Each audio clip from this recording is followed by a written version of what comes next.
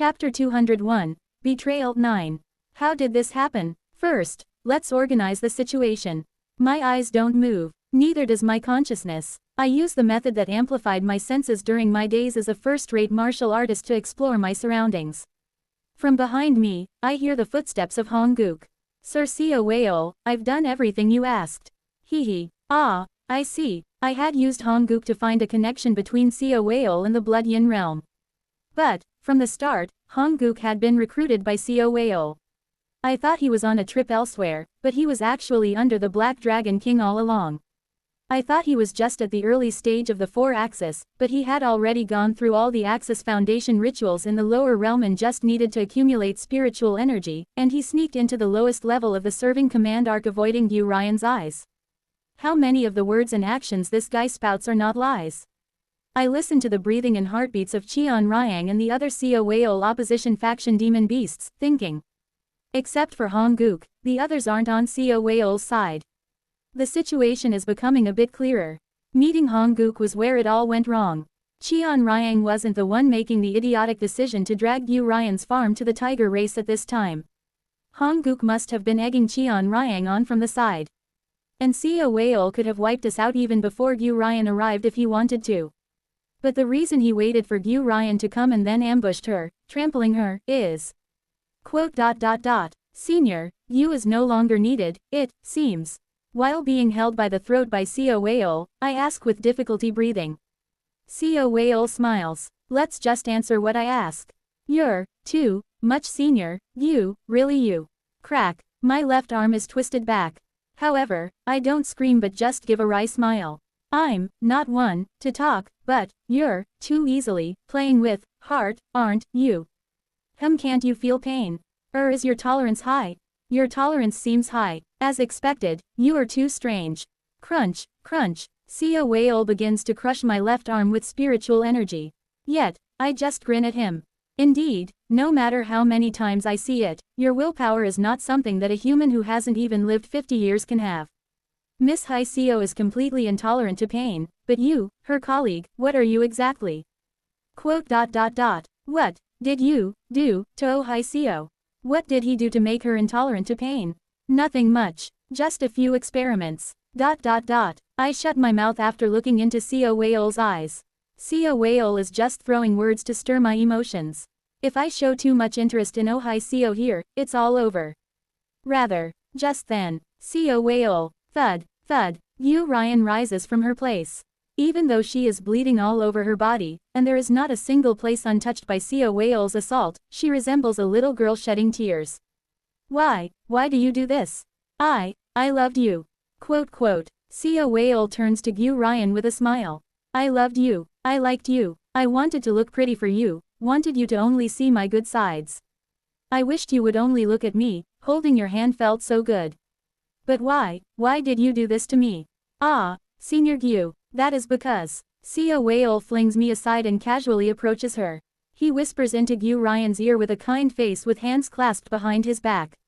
You just had the urge to reproduce, wanting to mate with me. Nothing more than that. No, it's not about sexual desire. My emotions. Senior Yu, swoosh. Seo Whale's hand caresses Yu Ryan's cheek. His hand gradually moves down her jawline, caressing her neck, then down to her collarbone, delicately as if playing an instrument. Emotion, you see, is here. Seo Whale's hand reaches Yu Ryan's chest. Inside here, and his hand moves a bit lower from her chest, touching Yu Ryan's ribs. Puff. Seo Whale's hand brutally penetrates her ribs. The action that takes place inside the lungs is what emotion is. Seo Whale continues, gently stroking Yu Ryan's head. When an external stimulus comes, the brain recognizes it, the diaphragm goes down, and air enters the lungs. Then, the vibration of the air that enters the lungs is sorted out and expressed along with body language, foot movements, and eye contact. That's what emotion is. That's all there is to it. Unable to listen any longer, I vomit blood and rise. Stop spouting nonsense. What you're talking about isn't emotion. This is all there is to emotion. What you're talking about is acting out emotion, not emotion itself. Yes, what he's talking about is merely the emotional acting done by clowns and actors on stage, not real emotion. Seo Whale looks at me as if I said something absurd. Interesting words, Taoist Seo. This world is a play under fate, and we are merely actors acting within this play. Why would you say acting by an actor is not emotion? Quote quote. For some reason, the Mad Lord's figure seems to overlap with Seo Whale's. Their ideologies are drastically different. Even their attitudes towards emotion are polar opposites. But why does it feel like the destinations of these two madmen, though at opposite extremes, somehow seem similar? Like an actor, you should just be faithful to your role. Otherwise, you'll be driven off the stage. That's why you have to die, Senior Gyu. Seo Whale looks at her with a pitying gaze and smiles faintly. Indeed, if he is an actor, it'd be a splendid performance. But still, his heart essence is a cold and pure darkness, and in my eyes, he is not an actor but a monster pretending to be human. Seo Whale's hand, starting from her lungs, begins to ravage through her body. You definitely were of use. Just enough to make Miss Hai Seo jealous, just enough to help me, and be satisfied with a supporting role in the corner, but you overdid it. You could have kept continuing on the stage. Was it jealousy towards Miss Hai Seo? Was it possessiveness towards me? Either way, it would be troublesome if you really became an integration stage demon king and tried to possess me. Quote. Seo Whale, do not worry, Senior. Today, the cunning opposition faction demons here will collude with the Blood Yin realm and summon the heavenly fiends here. You will try to stop them and will be killed by the vile heavenly fiends. It will be a sad tale. Mourning the loss of my lover, I will gather the entire Earth tribe to oppose the Blood Yin realm. Seo Whale, all thanks to your death today, a beautiful story will unfold. Rest in peace, Senior Gyu, for the glory of the Earth tribe. Seo Whale, drip, drip, Gyu Ryan bursts into tears. Wo Wang, golden light erupts from her body. I really, truly loved you. As I said, emotion is merely the amount of air coming from the lungs.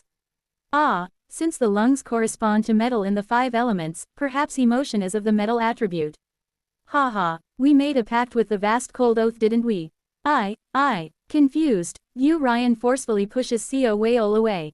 With one hand raised, the seal of the Arc controlling envoy shines in her hand. Simultaneously, a spatial rift opens, and the entire cotton farm enters a dark space through the rift. The lowermost floor of the serving command Arc. The administrative area of Arc controlling envoy Gyu Ryan. Puff. As she soars into the air, trying to fly to the upper layers of serving command Arc, Seo Whale says. I've been waiting for this. Knowing you would teleport here under pressure. Pat. Seo Whale slams her down again. Boom. A loud crash resounds, and the entire farm collapses. Gritting my teeth, I form a seal. Zing. At the same time, light flashes throughout the farm, and the Mad Lord's circuit begin to operate, launching an attack on Seo Whale. Ho, a puppet circuit. When did you install this? I've always been curious, but the Mad Lord couldn't have had a disciple, so where did you learn this circuit? It's quite similar to that of the Mad Lord. Crack. However, with a bit of effort from Seo Whale, the entire farm begins to collapse. He's practically at the integration stage. Indeed, showing off the 4-axis stage cultivation in front of the Mad Lord 1,000 years later was just for show. In reality, in just 1,000 years, he was an entity capable of regaining the title of Dragon King. Run, Flash. As Cheon Ryang and the other opposition faction demon beasts attempt to flee, Seo Whale clenches the air, and they all crumble into pieces of flesh.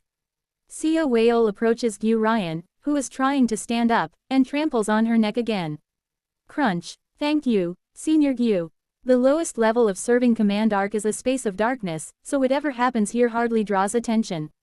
It would be more troublesome if traces are left outside.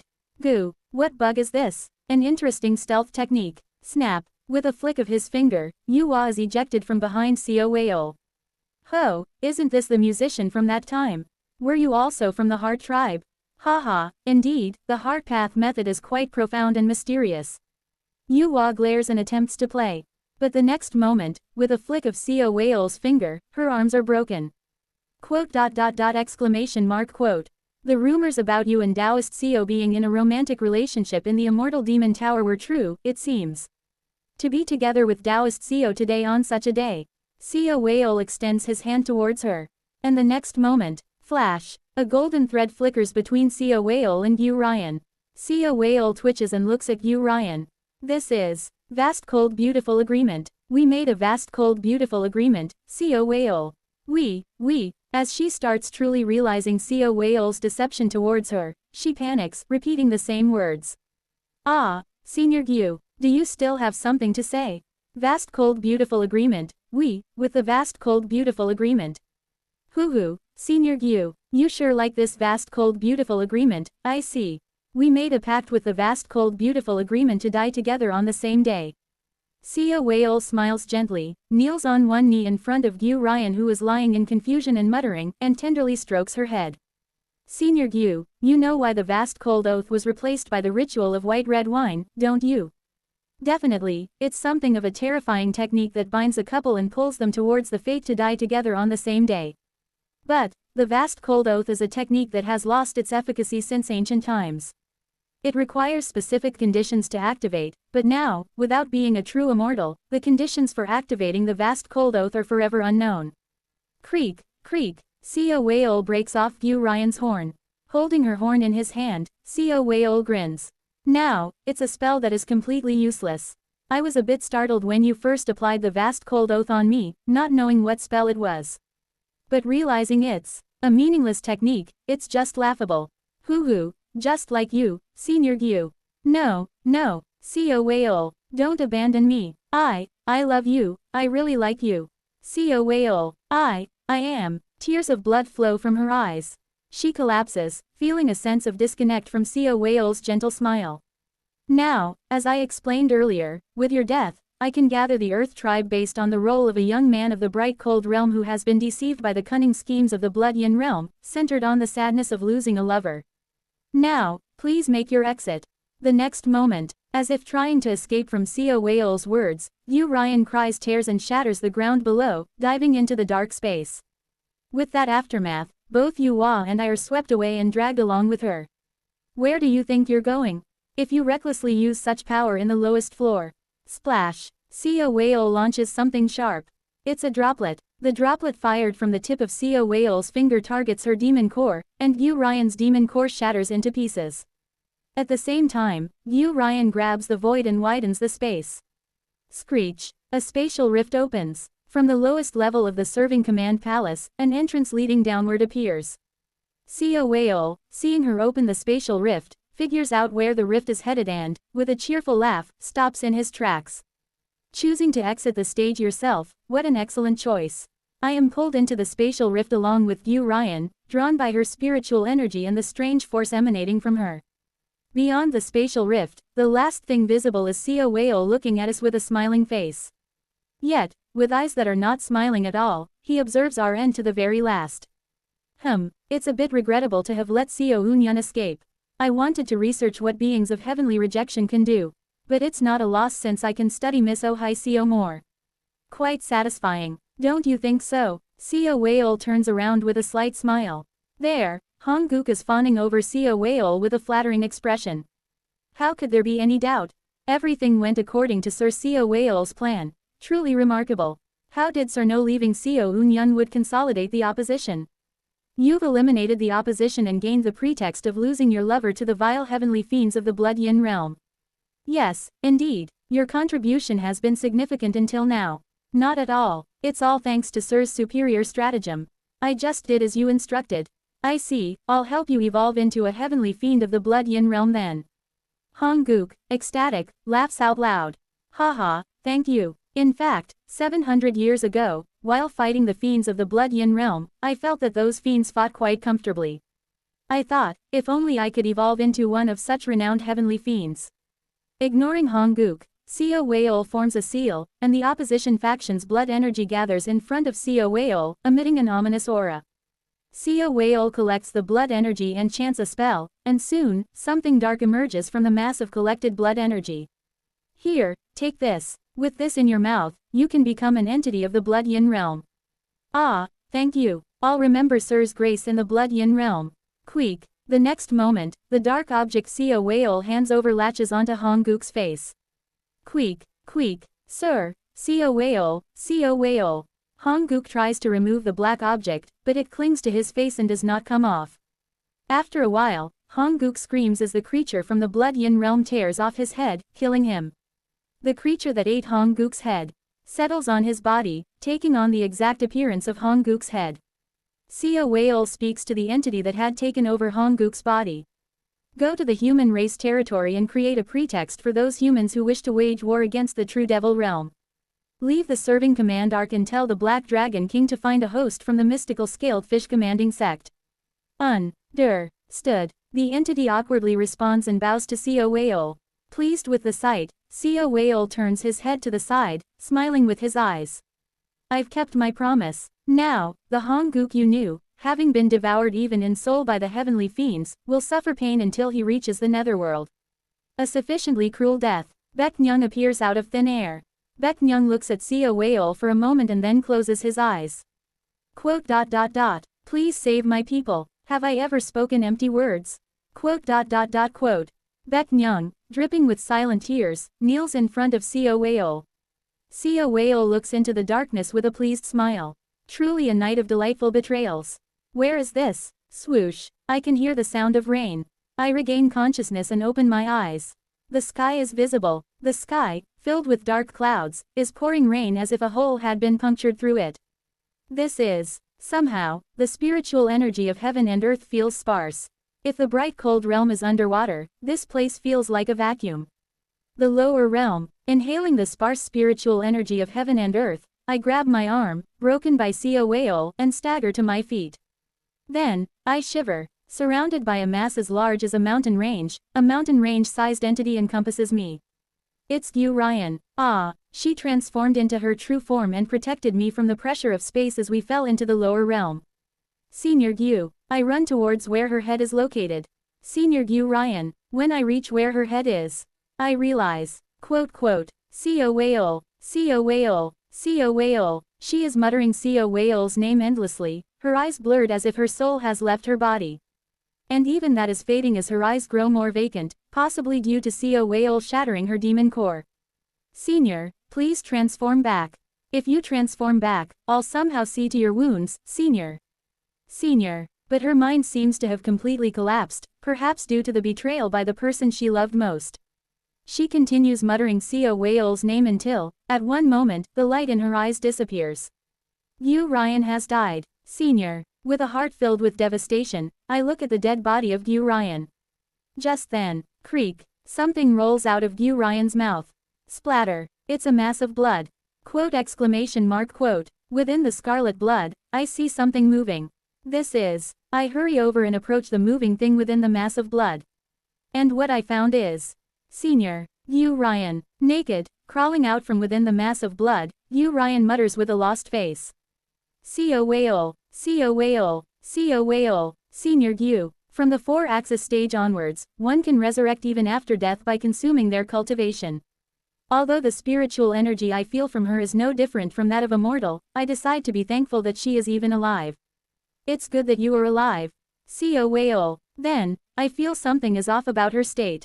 I'll kill you. Drip, drip, tears of blood flow from her eyes. Swoosh. Rain pours from all around, and the rainwater washes away her tears of blood. Within that rain, her cries of vengeance echo far and wide like rumbling thunder in a storm. I will definitely kill you, Sia Whale. You, thus, on some unknown land in the lower realm. That day, a being whose heart was shattered by betrayal from her loved one weeps tears of blood and cries out for revenge. Chapter 202. Shattered Heart 1. First, wear these clothes. I take off my top and drape it over Gyu Ryan, whose spiritual energy has fallen to the level of a mortal. Gyu Ryan keeps mumbling with a soulless expression that she will kill Sia Whale, and I look around for a place to avoid the rain. I need to find Yuhua. I remember Yuhua definitely falling with us. But strangely, she is nowhere to be seen around here. As we cross beyond Gyu Ryan's main body, the surrounding terrain appears to be mountainous. I head towards the mountains, intending to make a cave by drilling a hole somewhere suitable. That's when I spot Yuhua in the distance. Apparently, she had been catapulted incorrectly while descending to the lower realm, half buried in the ground with her lower body exposed. Trying to lessen the impact with spider webs during the fall, white spider webs are oozing out from her rear. I first pull her out, upside down, slung her over my back, and head to a nearby cliff to create a rock cave. Unleashing the power of the black dragon's true blood, a punch creates a cave large enough for 3 without much effort. Entering inside, I gather branches. CHZZ, CHZZZ. Infusing fire spiritual energy continuously with the fire surpassing path to cultivation, steam erupts from the branches, drying out all moisture before catching fire. Fortunately, I still have spiritual power equivalent to the chi building stage left. Sia Whale strangled me and played tricks at that time, causing considerable loss of my spiritual power. However, not only my body, which was trained through the Azure Spirit Starlight Quintessence Great Method, but also my internal energy is intact, and the remaining spiritual power is enough for the chi building stage. I should be able to recover my cultivation soon. Senior Gyu, come sit here. After lighting the fire and calling Gyu Ryan over, she looks at me with a dazed face. Then, she laughs emptily. I'm not Gyu Ryan, don't call me Senior Gyu. Yes. What she says next makes me sigh deeply. The real Gyu Ryan is dead. Normally, a being at the 4-axis stage would resurrect with a body capable of cultivation after death. But, do you see? She shows her frail arm. It's an arm that cannot accumulate spiritual energy. I'm neither exactly a human nor can I return to a dragon's body, only living in a transformed body. Even then, I'm not a real human capable of practicing Heaven Tribe methods. She looks at the flames with empty eyes and continues. The real Gyu Ryan, she gave up on reviving and chose to die. She intended to die and probably did die. I am not Gyu Ryan. Just a remnant she left behind. She forces a smile and speaks gloomily. At the 4-axis stage, life force becomes so strong that even if one doesn't wish to resurrect, remnants like me can come into being after death.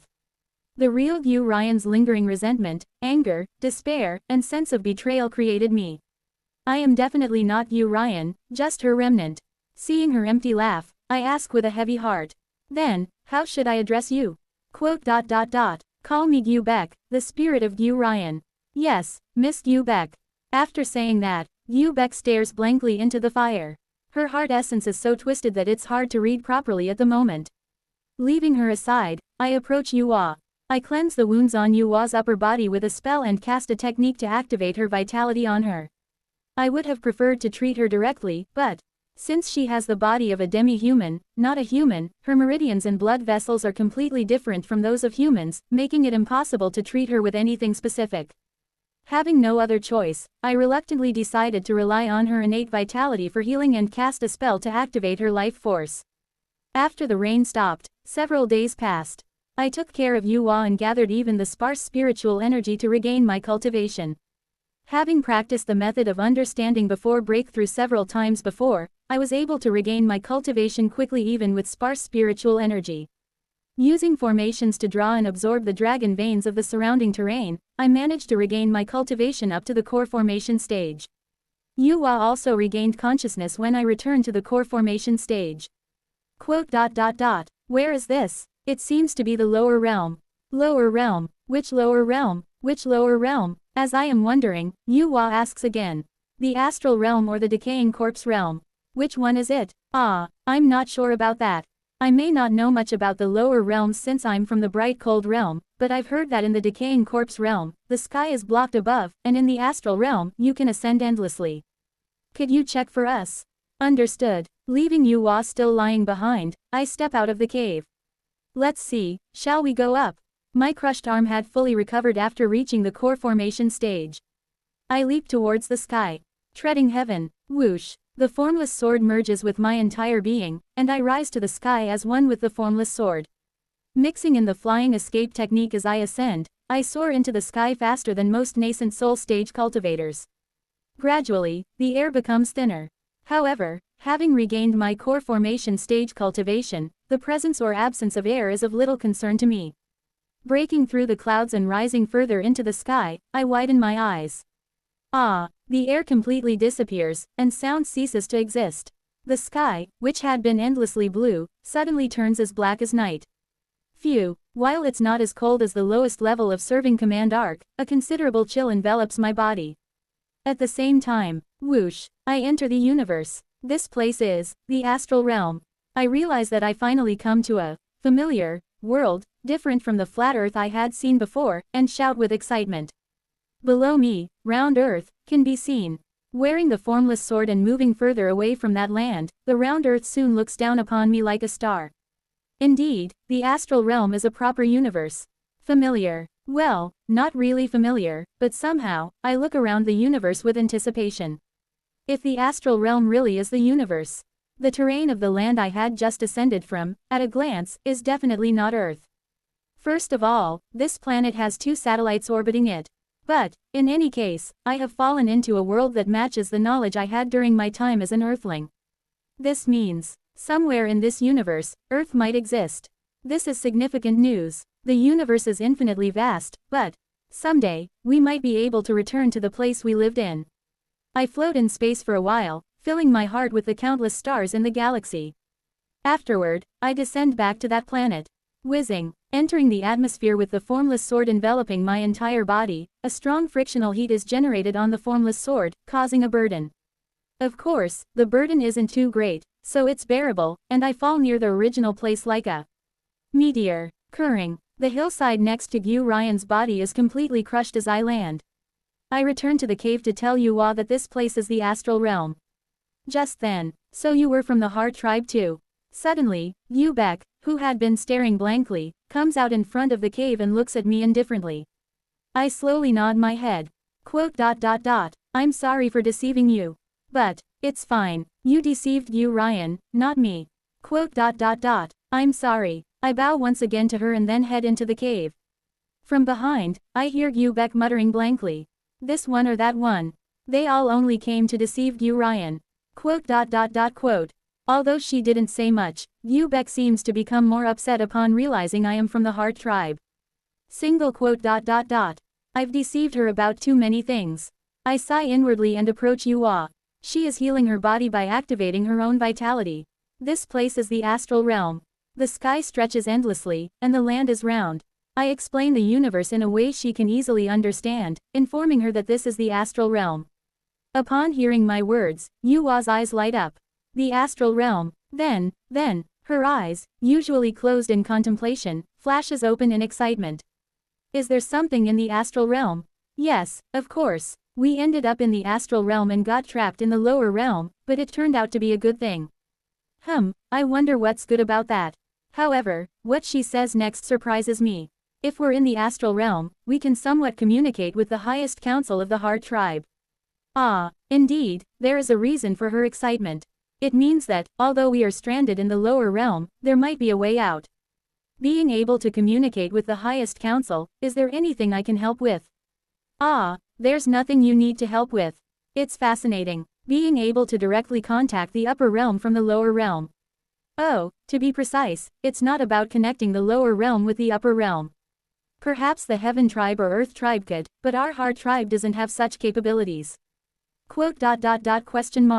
Then how do you make the connection? As I wonder, she smiles and explains. To contact the highest council means directly contacting the supreme leader of the council, who then relays the message to the bright cold realm. I gasp at her words. Wait, the supreme leader you're referring to? Yes, that's right. Upon her confirmation, not only I, but also Yu Beck, who has been sitting gloomily at the entrance of the cave, is startled. The Heaven Collapsing Esteemed One is currently in the astral realm and I am an intelligence agent who received a mission from the Esteemed One, so with a little time, it will be possible to contact him.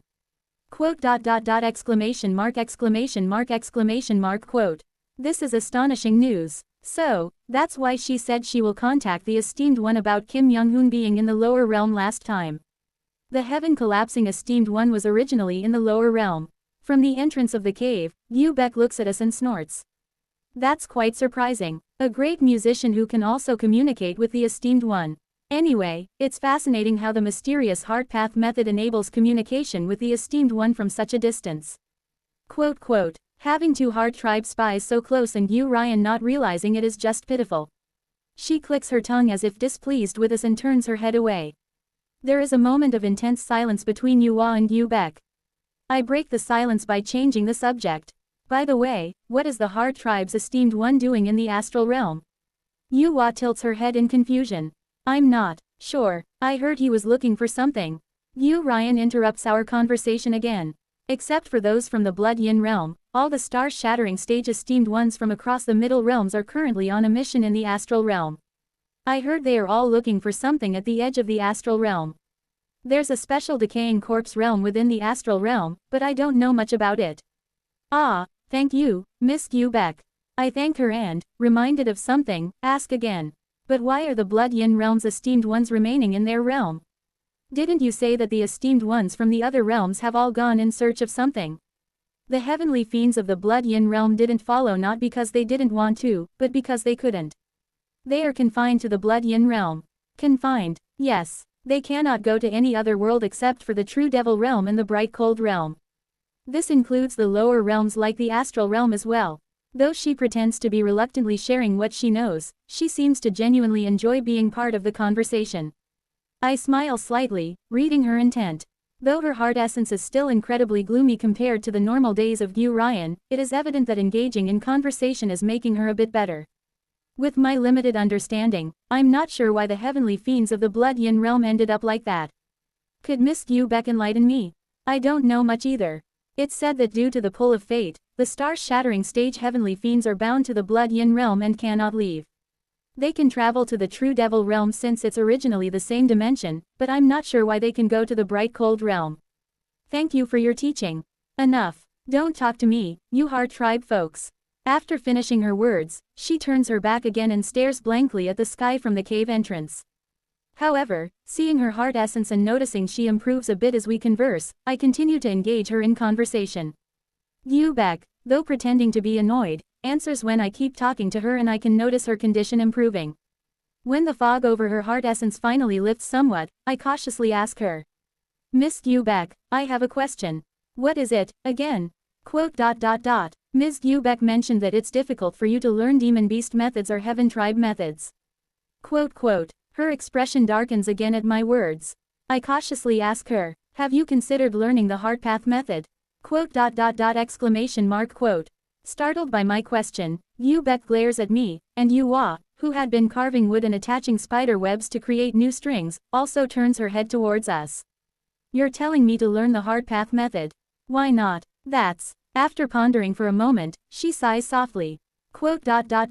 After oppressing and despising the heart tribe, how can I now learn the heart path method? Wouldn't that be shameless? It's an interesting reason. It's not that she dislikes the heart tribe, but she dislikes the idea of herself, who has tormented the heart tribe, learning the heart tribe's power. Indeed, her nature is kind. I smile at Beck. Why would Miss Beck worry about that? What? Who you're talking about is Yu Ryan, isn't it? You. She seems momentarily confused about her identity, clutching her head and glaring at me. Besides, doesn't Miss Beck have something she wants to do right now? Observing the deep-seated heart essence within her, I ask. After a long silence, Beck nods. I want to kill Weol. Yes, with such a desire, such longing.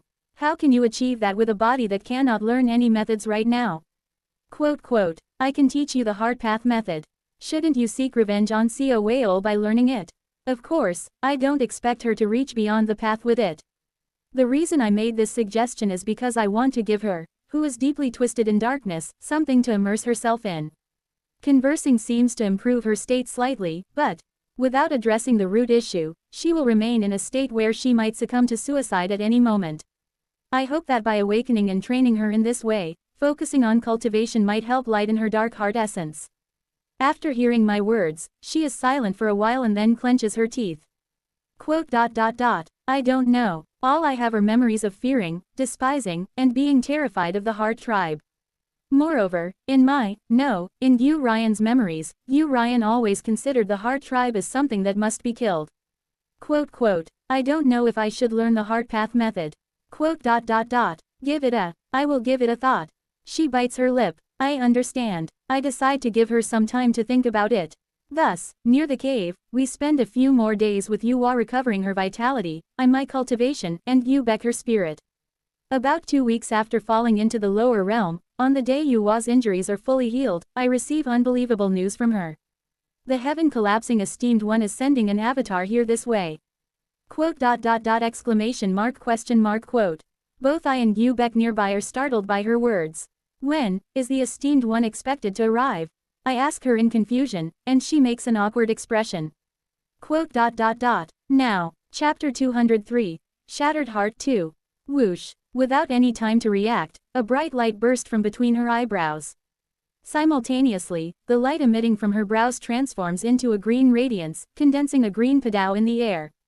The esteemed one's strike embedded in Yuwa's heart essence. That strike of the esteemed one flickers in the air before gradually changing its form.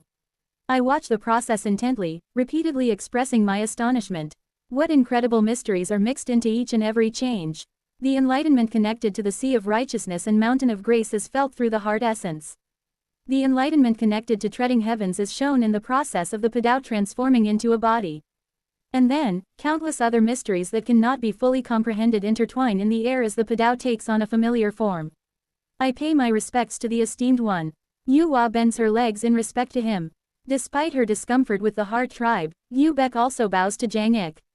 I pay my respects to the esteemed one. I follow their lead and pay my respects as well. I pay my respects to the esteemed one. Wo Wang. The cluster of light coalesces, taking the complete form of a small greenish figure. This is the heaven collapsing esteemed one. This is the second time I've seen him, counting my past life. I hadn't looked closely before, but now, I can clearly see his appearance. The heaven collapsing esteemed one manifested from Yuwa's strike wears tattered clothes and has green skin. His ears are as large as fans, and his nose is as big as a fist. His teeth are also jagged, and his fingernails are sharp.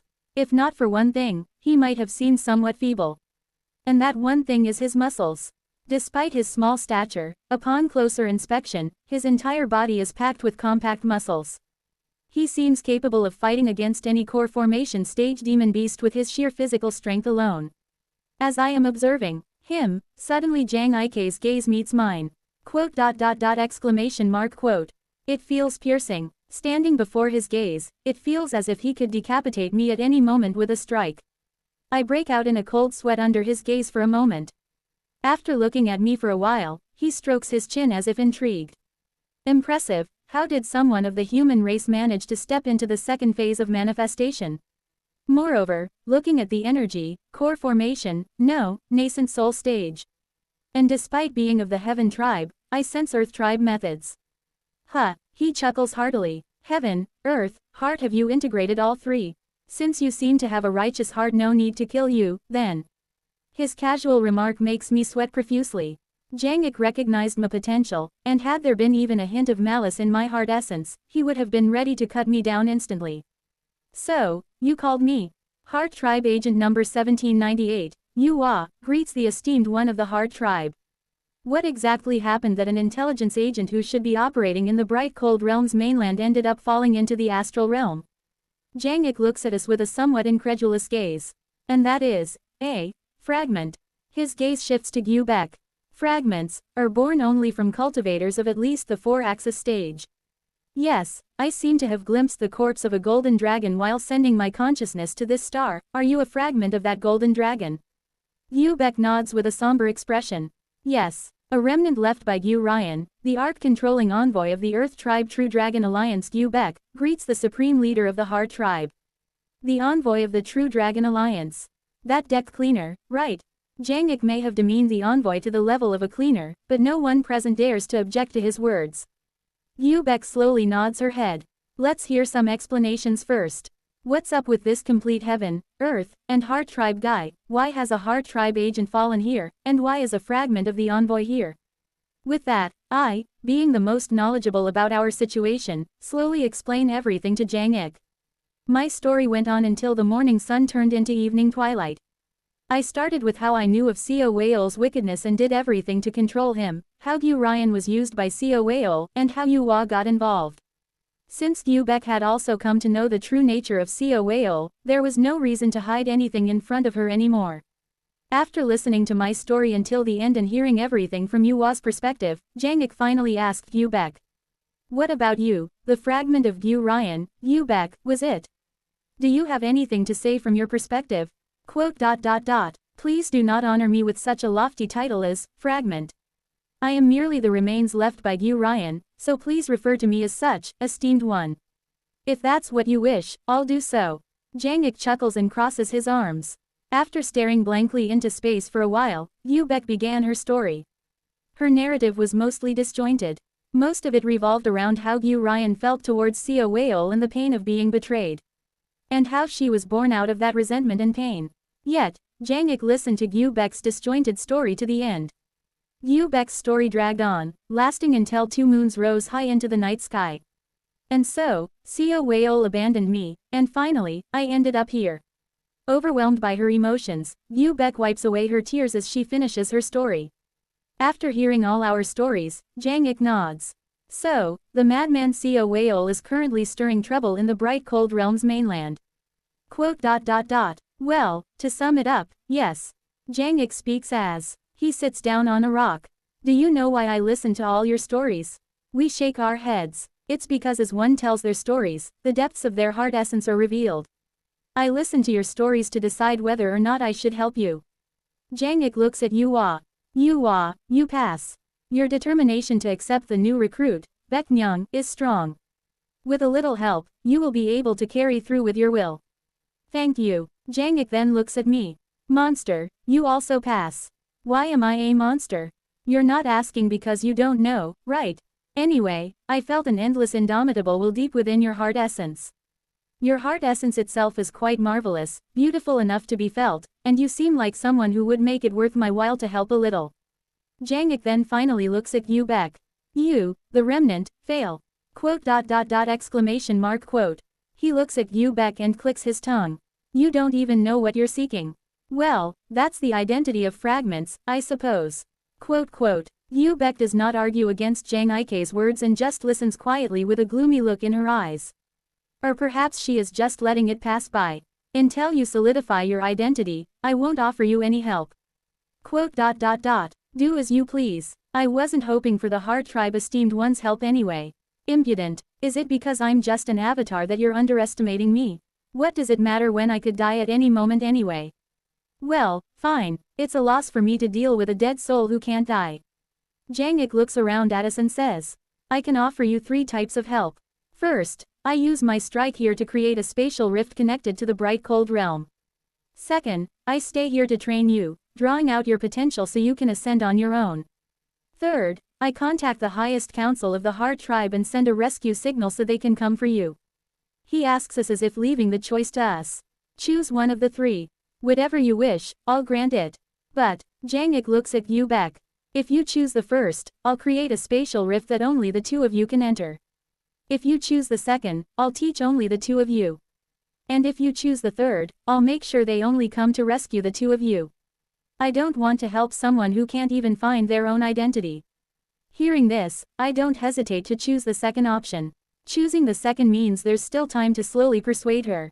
Plus, if we can change her mind, the heaven-collapsing esteemed one might also be willing to teach Yu Bek a bit. Jang Ik chuckles at my choice. A kind-hearted one, aren't you? He seems to have read my heart essence directly, knowing why I chose the second option. What about you? Yu Hua looks to ponder for a moment before speaking with determination. I also choose the second. I'd like to rush to save my disciple right now, but being in the clutches of that monster at the integration stage, there's nothing I can do even if I do go now. Instead, I'd rather receive teachings from the esteemed one here to gain the strength to save my disciple later. Pleased with the response, Jang Ik nods approvingly. Good, since you're on the verge of achieving the 3rd step of manifestation, it will be enjoyable to teach.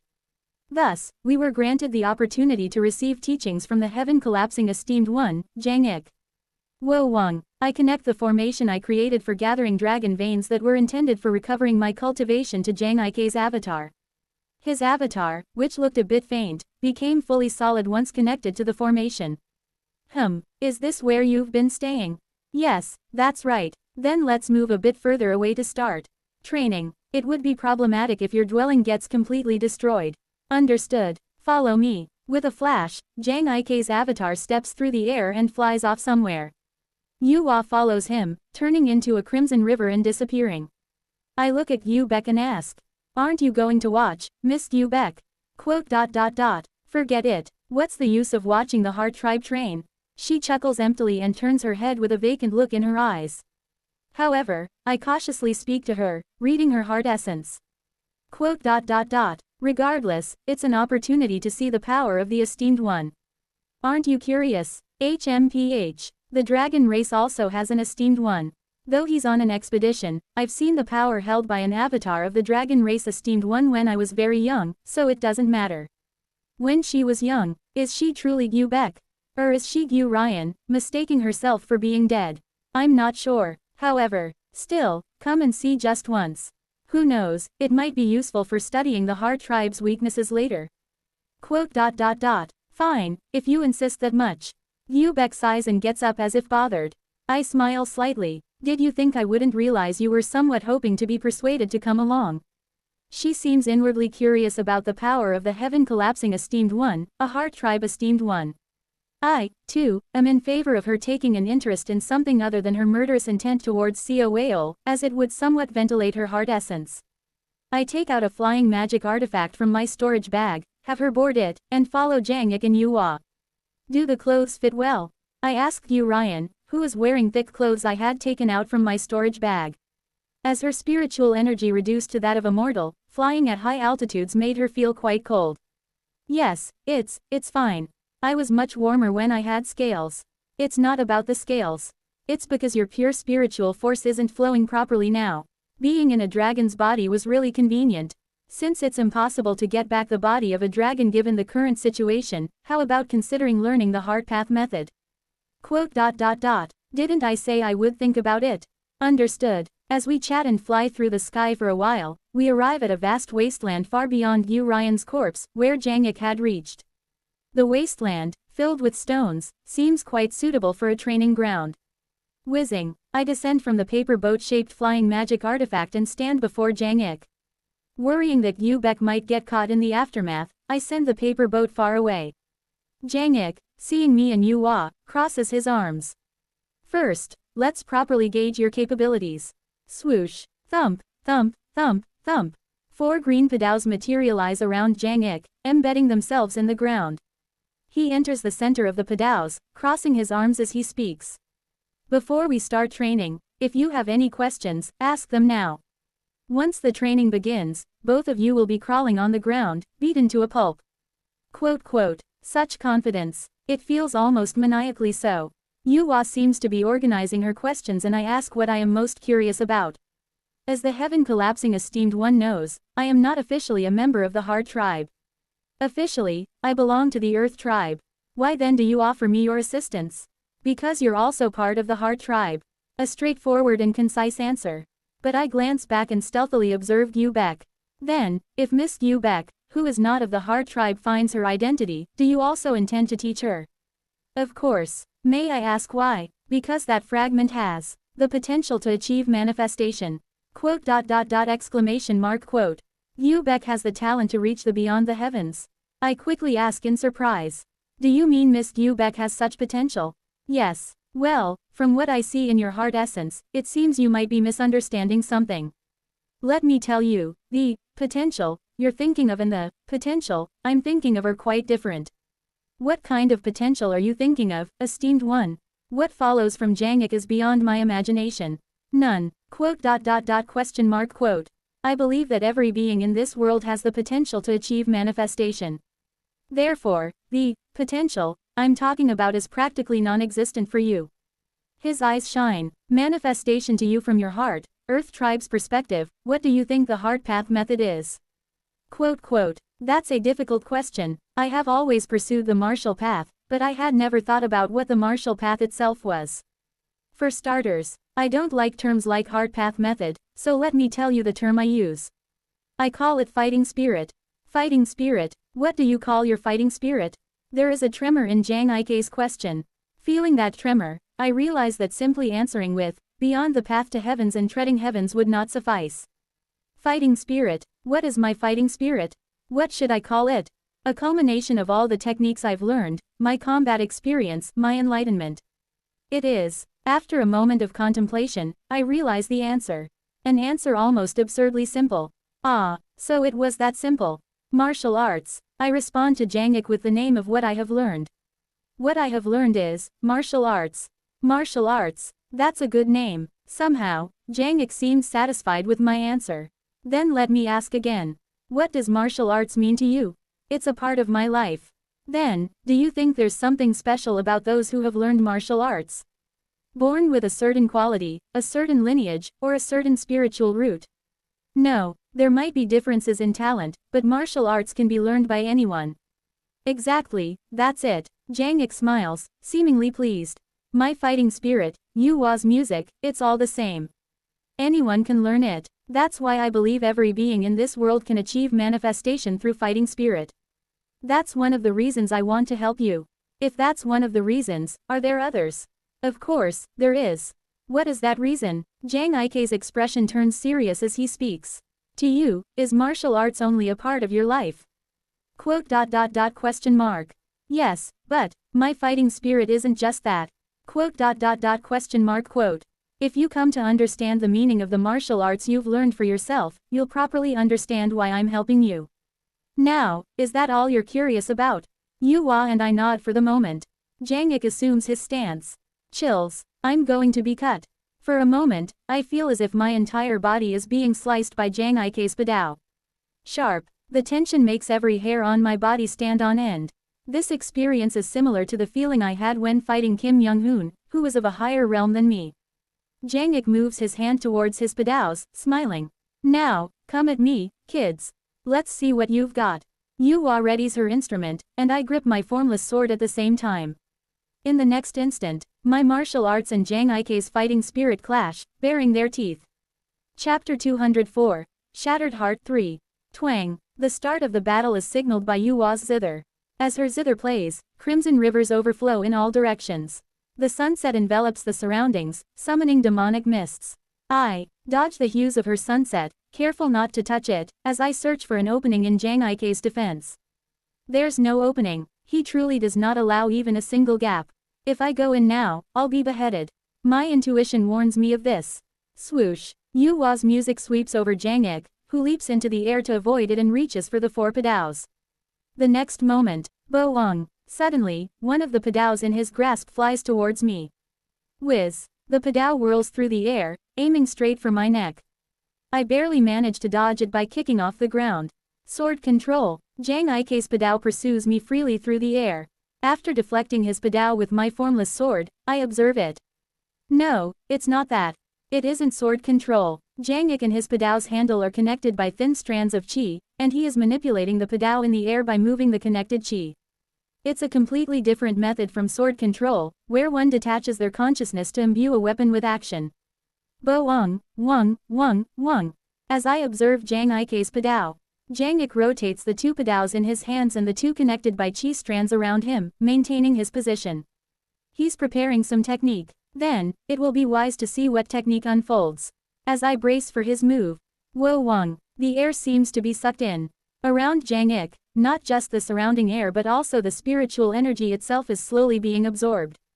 Zap, zap, I feel a tingling sensation throughout my body. Simultaneously, a chill runs down my spine.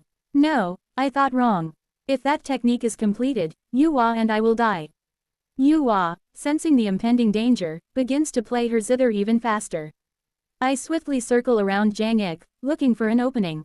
At one moment, I find what looks like a gap in Jang Ike's posture.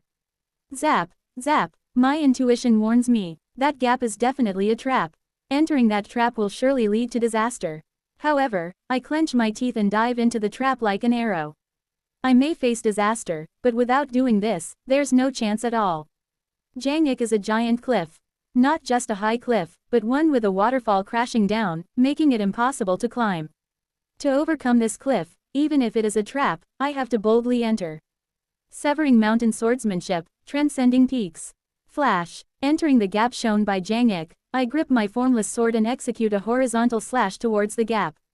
But in an instant, Jang Ik maneuvers his small frame into the air, evading my formless sword, and plunges the 2 rotating padaos towards me. I hurriedly try to dodge backward, but I feel something catch me from behind. These are qi strands. The qi strands that Jang Ik has been using to rotate the padaos are preventing me from moving back. He wasn't just rotating the padaos. Through the padaos, he scattered his qi strands all around. Soon, the area is densely covered with qi strands, making them hard to detect.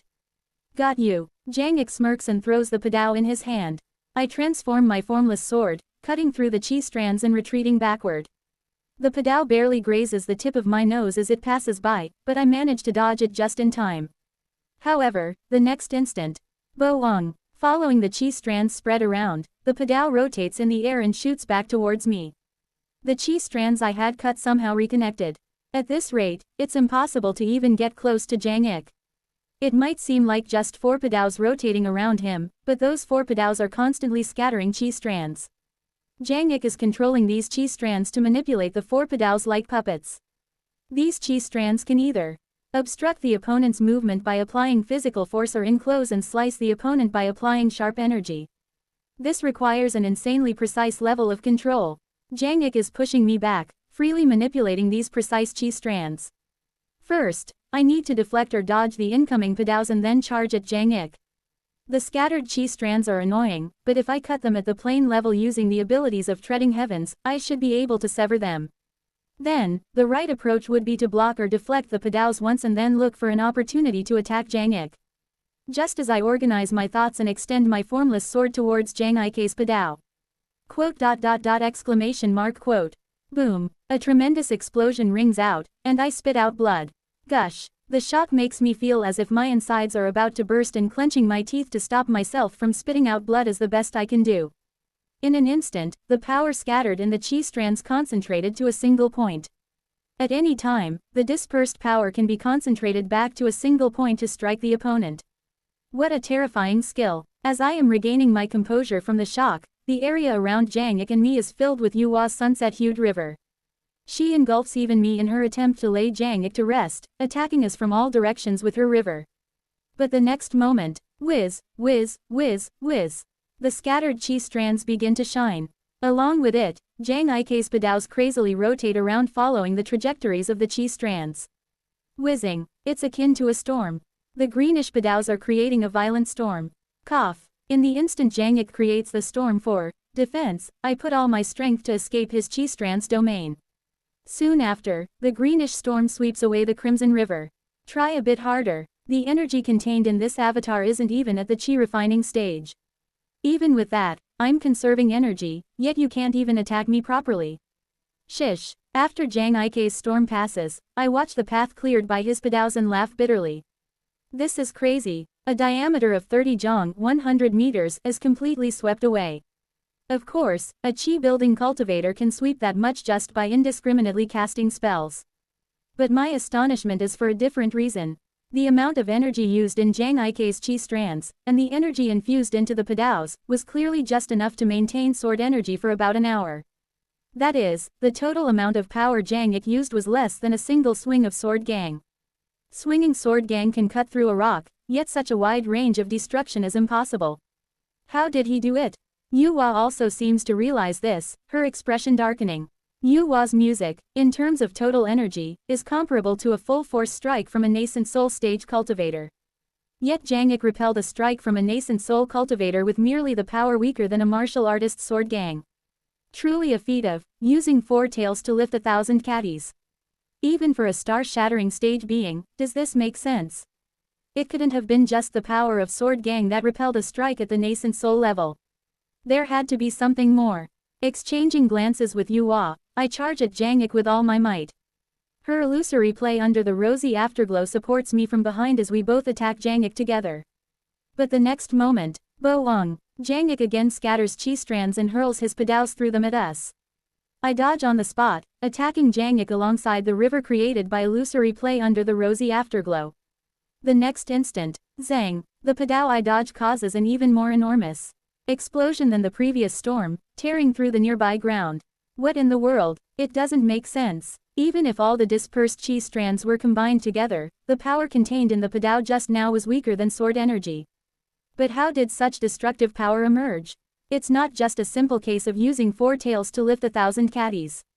There is something Jang Ik is hiding from us. I heighten my senses and observe his chi strands while rotating around Jang Ik. Suddenly, I notice something familiar about his chi strands. Somehow, it reminds me of the moment when Kim Young-hoon used his external inner core to grasp the clues of treading heavens beyond the path. Kim Young-hoon connected meridians and blood vessels externally, creating an external inner core to amplify the attack's power. ! The That's not just chi strands. I asked Jangik with a trembling voice. Oh, you've noticed already. How did you know? Quote. I've seen something similar before. Something similar. Oh, this entire area is essentially, you. That is it. The chi strands created by Jangik swinging his padao are not just simple chi strands.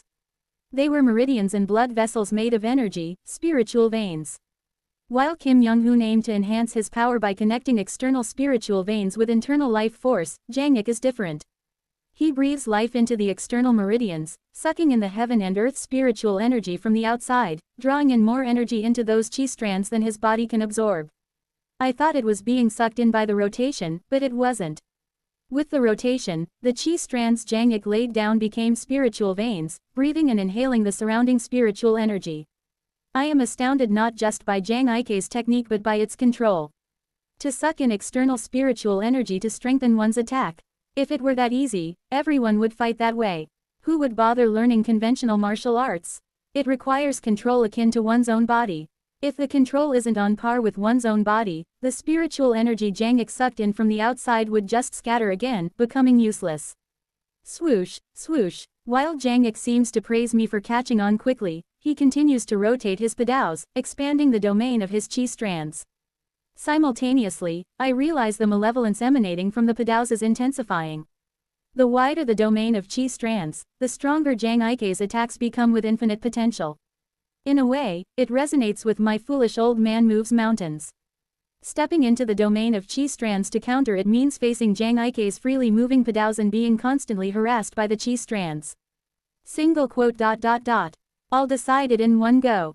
If we keep dragging on, Jangik will become infinitely stronger. Of course, since Jangik is in his avatar form, his body might fail to withstand and explode. However, winning that way would be meaningless. I exchange heart language with Yua. We synchronize our intentions, position ourselves on both sides of Jangik, and unleash the greatest attacks we can muster. Severing Mountain Swordsmanship, Ultimate Technique, Severing Mountain. Illusory Player under the Rosy Afterglow's Ultimate Technique, Illusory Heaven. Kugugugu. 21 techniques unfold at once, striking at the widest gap among Jang Ike's chi strands. 8 streams of Crimson River converge into one, rushing in like a torrent through Jang Ike's chi strands. The next moment, Jangik smiles and lifts the padaos in his hands. Impressive. Should I exert a bit of effort too? The name of his profound technique resonates in the world of intent. Fighting. Spirit. First step. I can feel it. The strike Jangik is about to use corresponds to the enlightenment of beyond the path to heavens. In other words, Jangik had been fighting us with pure techniques that didn't even reach beyond the path to heavens up to now. Jangik dances on the spot with his rotating padaos, scattering attacks in all directions. 4 treasures annihilating heaven's blade. Executing immortals annihilating heavens. Slaughtering immortals annihilating heavens. Ah, beautiful. In my previous life, the strike that split the Mad Lord's wonderfully mysterious fortress in half. Now, even closer, Jangik is unfolding in detail as if to show and teach me, making its beauty even more palpable. Intent is, essentially chi. Just as Jang Ike's chi strands concentrate to show tremendous power, Jang Ike's intent concentrates, descending to the plane of chi. His consciousness, having descended to the plane of chi, becomes one with countless chi strands, manipulating the energy drawn from the surroundings. The energy of the padaos, honed to such extreme sharpness, fly towards Yua and me who are each unfolding our ultimate techniques. Whiz. It's clean. That is the end. The ultimate technique of my Severing Mountain swordsmanship is directly cut through by Jang Ike's executing immortals annihilating heavens. Zing. The ultimate technique unleashed by Yua is torn to shreds by Jang Ike's slaughtering immortals annihilating heavens, scattering it apart. The technique of sheer violent destruction disperses her ultimate technique. FWSH. Before I know it, I realize my body has been cleanly split in half vertically. Single quote. Tremendous. Thanks to Jang Ike's consideration, my golden core is not split, allowing me to survive. However, I feel chills all over my body realizing that in a real battle, not just my golden core but even my nascent soul would have been split in one strike if I faced Jang Ike's technique. Kwang. Yua, having been hit by Jang Ike's technique, is bruised all over and sent flying far away. I let out a hollow laugh. It's a perfect defeat. Jangik disperses the energy condensed padaos and crosses his arms. So, did you all understand what I'm trying to say? Yes, it was a valuable lesson. Only after sparring with Jang Ik do I understand what he is trying to convey. I also roughly understand why he asked such questions before the spar. The method of the Heart tribe, the fighting spirit, is about standing against the strong from the position of the weak. Exactly. From the perspective of the strong, they wouldn't need to bother with such complex manipulations such as the impossible precision and control demonstrated by Jang Ik. A simple punch would suffice. However, Jang Ik displayed attacks of power several times greater than a nascent soul stage with just the energy equivalent of a single sword gang. It's not just about using four tails to lift 1,000 caddies but using that power to multiply strength, subduing the opponent with lesser force. Jang Ik, himself, is not strong. Because he was born into a weaker race, he had to amplify the power of his techniques by complexly manipulating energy to face terrifying races like dragons, humans, and giants. The supreme technique he created to face those formidable races. That is precisely his fighting spirit. As the weak, as slaves, as insignificant beings. To resist against the strong, the masters, the rulers. The intent of striving to prevent the unjust oppression of the weak is precisely my fighting spirit. Jang Ik's statement that everyone has the potential for manifestation meant that all beings living in this world could someday find themselves in the position of the weak. Thus, he wants to teach the weak. I'll ask you again. I deeply contemplate Jang Ik's question. To you, what is martial arts? Chapter 205. Shattered Heart 4. What is martial arts to me? When I reached beyond the path to heavens, I thought that to me, martial arts meant freedom. My current formless sword is what I believe to be the manifestation of my heart's desire to escape the fate of regression, struggling against the shackles of fate. But do I live only to escape regression? No, my life itself is filled with countless graces and gratitude. Therefore, my life is not just about escaping regression, but also about living each moment fully. Every single moment, every moment a person experiences is irreplaceable and will never return. This is a truth I realized because I can travel through time. Time never returns. Thus, let's live a faithful life. Then, what is a faithful life? What is faithful martial arts to me? What is my faithful life, and what is true martial arts? I realize that with this meager brain of mine, it is impossible to come up with an answer right now. Pondering here won't help. This is a question I must continue to ponder in the future. As I regenerate my body that had been sliced vertically, I gradually close my eyes. Perhaps because I haven't fully recovered to the nascent soul stage, just being cut in half makes me lose consciousness and faint. I need to regain my cultivation as soon as possible. With that, I fall into sleep. When I open my eyes, familiar faces are in sight. Yu Hua, and Yu Beck. You're awake. Where is this? It's the cave. She indifferently turns her head, but I can tell from my neatly arranged clothes and wiped sweat that Yu Beck had taken care of me while I was unconscious. Even though she's a fragment of Yu Ryan, she inherited Yu Ryan's good nature. As I contemplate her character, she says. He showed it openly. The heaven collapsing esteemed one. Quote. I saw your duel as well. The enlightenment that the heaven collapsing esteemed one gave you, I could understand it from a distance as well. Even with a small force, one can overcome a great force. To learn to face the strong as the weak. Wasn't that the overall message? Yes, that's correct. The esteemed one wanted to say the same to me, it seems.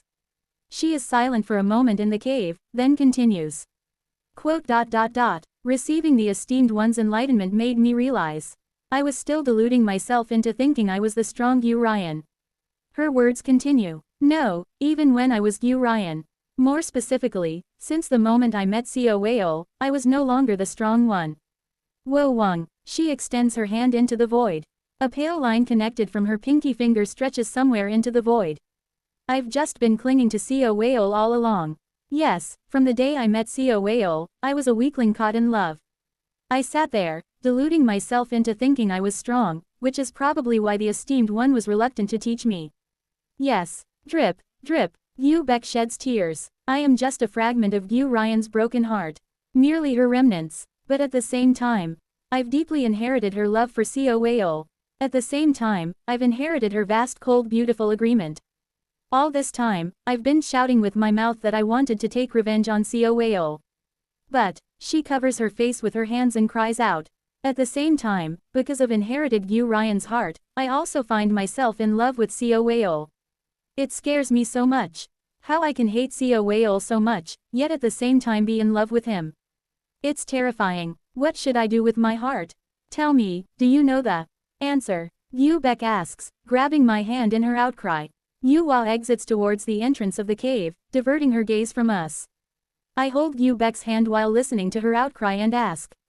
Isn't there something more important than whether you love or hate Seo Whale? Quote. What does Seo Whale think of Senior Gu Ryan? Isn't this more important? The relationship between people cannot be one-sided. A relationship forms only when one person's action is reciprocated by the other. Yu Beck might think she can throw all kinds of actions towards Seo Whale, but what really matters is whether Seo Whale will reciprocate her actions. Thinking that Seo Whale will surely respond to Miss Yu Beck's actions is the thought of the strong. But as Senior Gu Ryan herself confirmed, Seo Whale has no interest in Senior Gu Ryan. Miss Yu Beck, you need to accept the fact that you are the weaker party in the relationship with Seo Whale. Seo Whale has no interest in you, and Miss Yu Beck should not worry about how to react to Seo Whale but whether Seo Whale will even consider you. At my words, Yu Beck's pupils dilate. What do you want me to do? Miss Yu Beck, right now it seems like you're screaming in front of me because you're too afraid to confirm the answer you've already come up with. I look into Yu Beck's eyes and speak. Please, tell me the answer you've thought of. What answer have you come up with? You're right. Yu Beck bites her lip hard. I am. Yes. Right now, it's not important whether I love or hate Seo Whale, but whether Seo Whale will even consider me. You're right. Her words continue. I have decided. As you said, I'll learn the heart path method. By learning the heart path method, I'll meet Seo Whale again somehow. And I will properly confirm Seo Whale's feelings. That's commendable. I nod, affirming Yu Beck's resolve. From that day on, I began teaching martial arts to Yu Beck. Extend your hand like this. It's impossible to teach Yu Beck internal energy methods. Though she took on a human form, she is a byproduct of Gu Ryan, a being born from the life force of the 4-axis stage Earth tribe demon. Her meridians and energy channels are completely different from those of humans. She only looks human on the outside. But resembling a human in appearance means that she can learn martial arts that require an outward form. Under my guidance, Yu Beck moves her limbs to gather chi and practices the martial arts I taught her. The martial art I taught Yu Beck was named Dragon Form Soaring Claw. It's a claw technique modeled on the movement of dragons. Wo Wang, Bo Wang, Wo Wang. Under my guidance, Yu Beck made significant progress in learning the Dragon Form Soaring Claw at a remarkable speed. It's easy to learn. Isn't the heart path method nothing special? It's thanks to your talent, Miss Yu Beck. Well, that must be it. Driven by the sole desire to meet Seo Whale again, she trained in the Dragon Form Soaring Claw like a madwoman. Of course, there is an obvious reason why she could learn the Dragon Form Soaring Claw so quickly. After all, the martial art I created was based on the movements of Gu Ryan's true body. It isn't just a metaphor. It is a martial art literally created by observing the movements of Gu Ryan, who belong to the Golden Dragon race. As such, there can't have been a martial art more suitable for Yu Beck, a fragment of Gu Ryan. It isn't about teaching her a new martial art but about reproducing her original movements through martial arts. Besides training her in the most suitable martial art for her, she truly trained day and night, tirelessly practicing the Dragon Form Soaring Claw, all for the sole purpose of meeting Seo Whale again. Thus, 10 years passed in the lower realm. Kugugugu, krrrrrr, keek, kiek, in the tranquil forest. A loud explosion resounds, and a tree falls, scattering the animals nearby as they scream and disperse in all directions.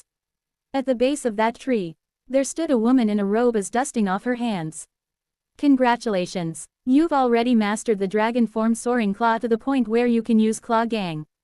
She is Yu Beck. Yu Beck, hearing my praise, snorts and flexes her fingers. Bu Wang, golden energy sharply gathers on her fingertips, revealing Claw Gang. But she shows no sign of happiness.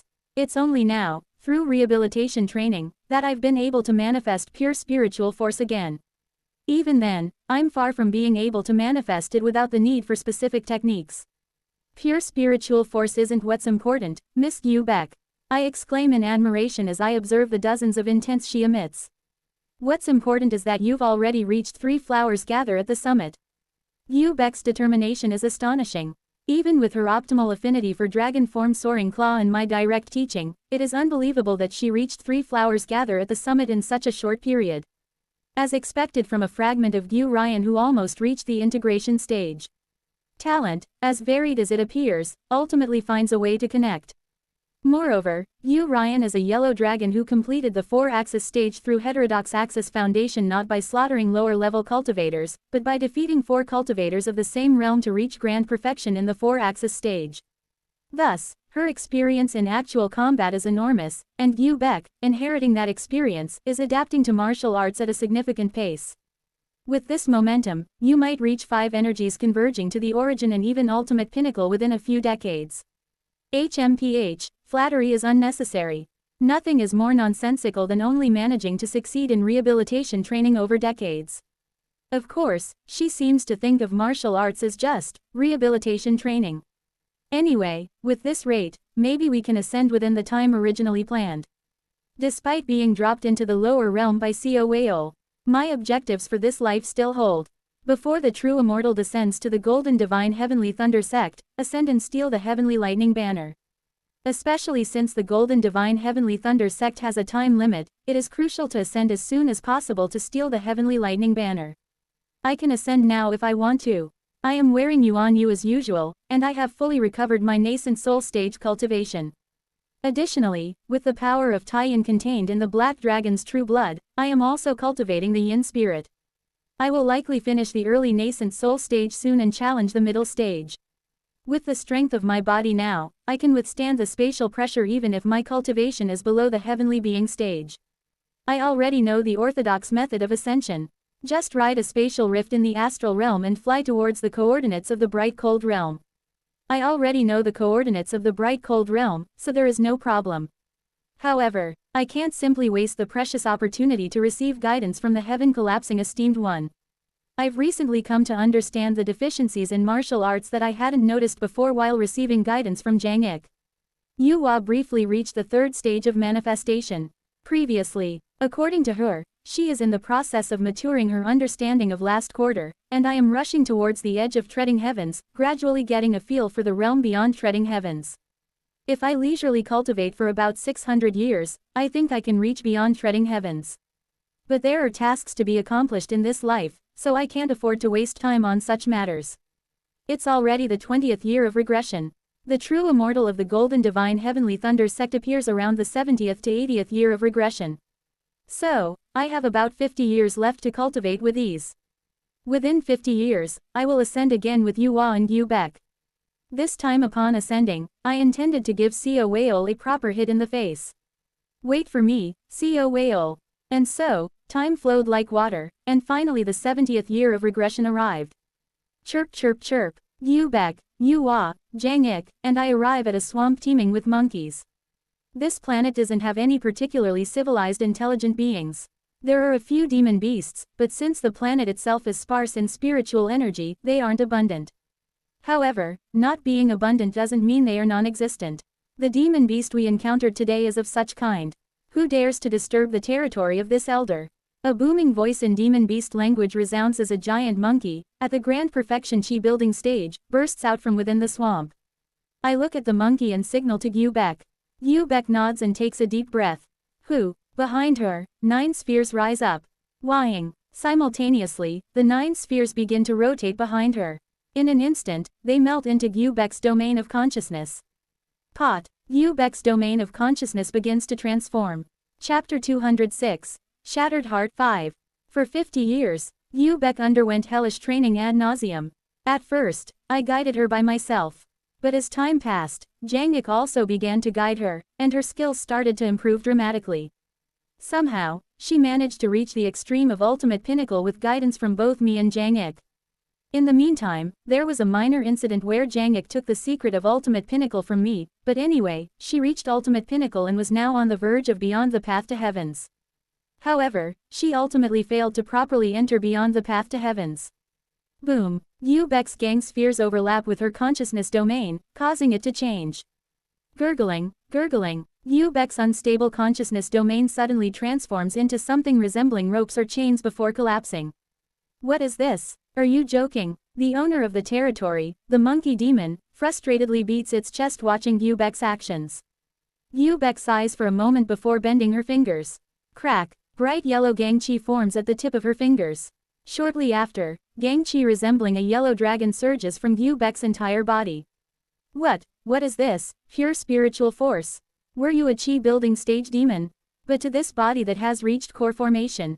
The next moment, Yu Bek, accelerating her consciousness with Gang spheres, charges at the monkey demon like a bolt of lightning and attacks. She resembles a wild beast. The dragon form Soaring Claw is originally based on the movements of the dragon race, a divine lineage among the demon races.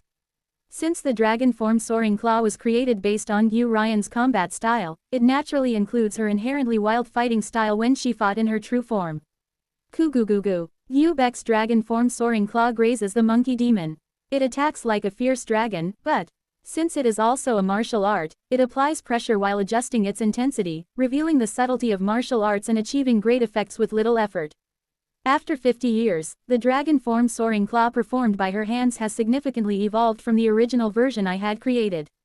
Yu Bek adapted it to her style and several adjustments were made based on Jang Ike's advice.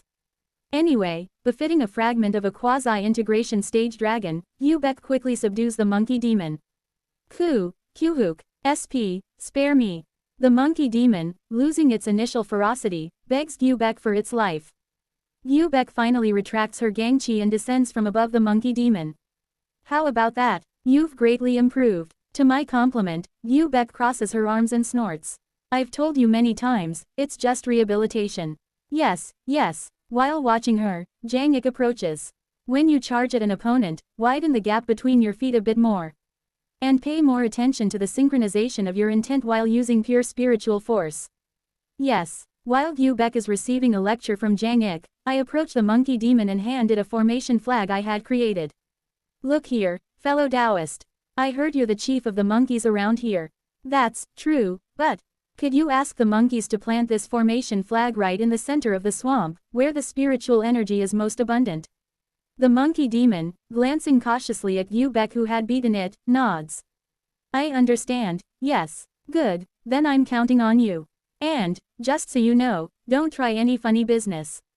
Kugugugu. After exerting the pressure of my nascent soul spiritual energy on the monkey demon, its complexion turns pale and it nods frantically. Yes, how could there be any issues, Senior? I will follow your orders without question. After entrusting the friendly monkeys with the installation of the formation, I approached Yu Bek, who was listening to Jang Ike's nagging, and Yu Hua. With today's setup, the last formation is in place. It's really time to prepare. Alright, I understand. Good. Together with Jang Ik, we arrive at the wasteland where we first landed.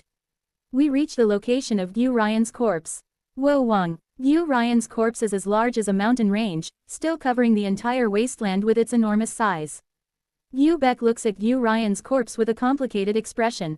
Even 50 years later, Yu Ryan's corpse still boasts its former dignity despite being dried up from being drained of blood. The golden scales that Yu Ryan was proud of have not faded at all, and her claws are still as sharp as if she were alive. However, her two horns are missing, having been torn off by Xiao Weihou. After staring at Yu Ryan's corpse for a while, Yu Bek bites her lip. So, when will we ascend? The formations will activate simultaneously this evening. That's when we should make our move. Got it. Yu Bek seems troubled as she looks at Yu Ryan's corpse. With a complicated look, she disappears somewhere. It's time to say goodbye. Yes, I have been greatly indebted to the esteemed one during this time. It's nothing. I actually found it quite entertaining to teach you two amidst my uninteresting tasks. Before long, I have reached the extreme of treading heavens under Jang Ike's guidance and am starting to grasp the enlightenment beyond. Yu Hua, under Jang Ik, successfully reached the final moon of last quarter that she so desired. Yu Bek is also gradually looking towards beyond the path to heavens. Perhaps, Yu Bek won't be able to reach the first step of fighting spirit. Jang Ik clicks his tongue as he looks at the spot where Yu Bek vanished. Her heart essence is still too chaotic, and although she has a strong desire, it has not been integrated into any single concept. But, didn't the esteemed one see it? The momentary change in Miss Yu Bek's consciousness domain. At my question, Jang Ik shakes his head as if it is absurd. That's not fighting spirit. It would be more appropriate to call it a consciousness method. No, not a consciousness method, but perhaps a ritual of the Heaven tribe. Or should it be called a supernatural ability through ancient secret arts? Jang Ik continues. What Yu Bek has formed is an obsession with the vast cold beautiful agreement that is still connected to her. She has not properly refined her heart essence to step into the first step of fighting spirit, only showing something similar to the first step of fighting spirit because her mind and body have merged into the ancient secret art known as the vast cold beautiful agreement. Then, does that mean she can exert beyond the path to heavens in the presence of a target related to the vast cold beautiful agreement? A first step of fighting spirit that only exerts its effect on a specific target. Such manifestation isn't non-existent, but she relies too much on her vast cold beautiful agreement. The vast cold beautiful agreement is an ancient secret art that was discarded because its activation condition could not be found, so if she can't activate the vast cold beautiful agreement, she can't properly activate manifestation either. It's a useless half-baked manifestation. Jang Ik clicks his tongue, seeming displeased with Yu Bek. Yu Bek found the clue to Beyond the Path to Heavens. However, the Beyond the Path to Heavens she reached is a peculiar one that heavily depends on her remaining obsession and vast cold beautiful agreement with Seo Wayol for activation. If Seo Wayol is not present, it doesn't activate properly. And even if it does activate, it's incomplete as the activation conditions for the vast cold beautiful agreement were lost in ancient times. It's unusable in normal times. In short, it is something born from Yu Bek's bizarre obsession with Seo Wayol, difficult even to call Beyond the Path to Heavens. But, if Yu Bek faces Seo Wayol alone and satisfies the conditions for Beyond the Path to Heavens, limited to Seo Wayol, perhaps Yu Bek's Beyond the Path to Heavens can become a terrifying one that Seo Wayol can never escape. The unique Beyond the Path to Heavens Yu Bek obtained, longing for a meeting with Seo Wayol, only affecting Seo Wayol. That is Yu Bek's Beyond the Path to Heavens. How unique. I think it's quite interesting, approaching Yu Ryan's corpse to stroke its scales. Now that the day of departure is approaching, may I ask the esteemed one a few questions? Ask away. I ask the heaven collapsing esteemed one the questions I have been curious about. How are the Heart Tribe's realms divided? To what extent can the Heart Tribe grow? There are the first, second, and third manifestations corresponding to core formation, nascent soul, and heavenly being respectively. Or as I say, fighting spirit first, second, and third steps. There are 3 steps beyond this too. 3 steps, you say. Yes, the first step corresponds to the 4-axis and integration stages. The second step to the star-shattering and sacred vessel stages. Finally, the third step corresponds to the entering nirvana stage. Are these 3 steps simply the names for the stages beyond the third manifestation stage? It varies. For someone like Yua, it's termed as the first, middle, and final moons beyond the current realm. For me, I refer to it as 3 steps before the throne. You mentioned the third step corresponds to the entering nirvana stage. Then, do you not know the stage corresponding to the true immortal realm? Unfortunately, I do not. I was the one who conceived the concept of these 3 steps. Since it was not a concept I received through teachings from someone else, I am unaware of higher stages. I see. Understood. He looks at me with his arms crossed. Is there anything else you wish to ask?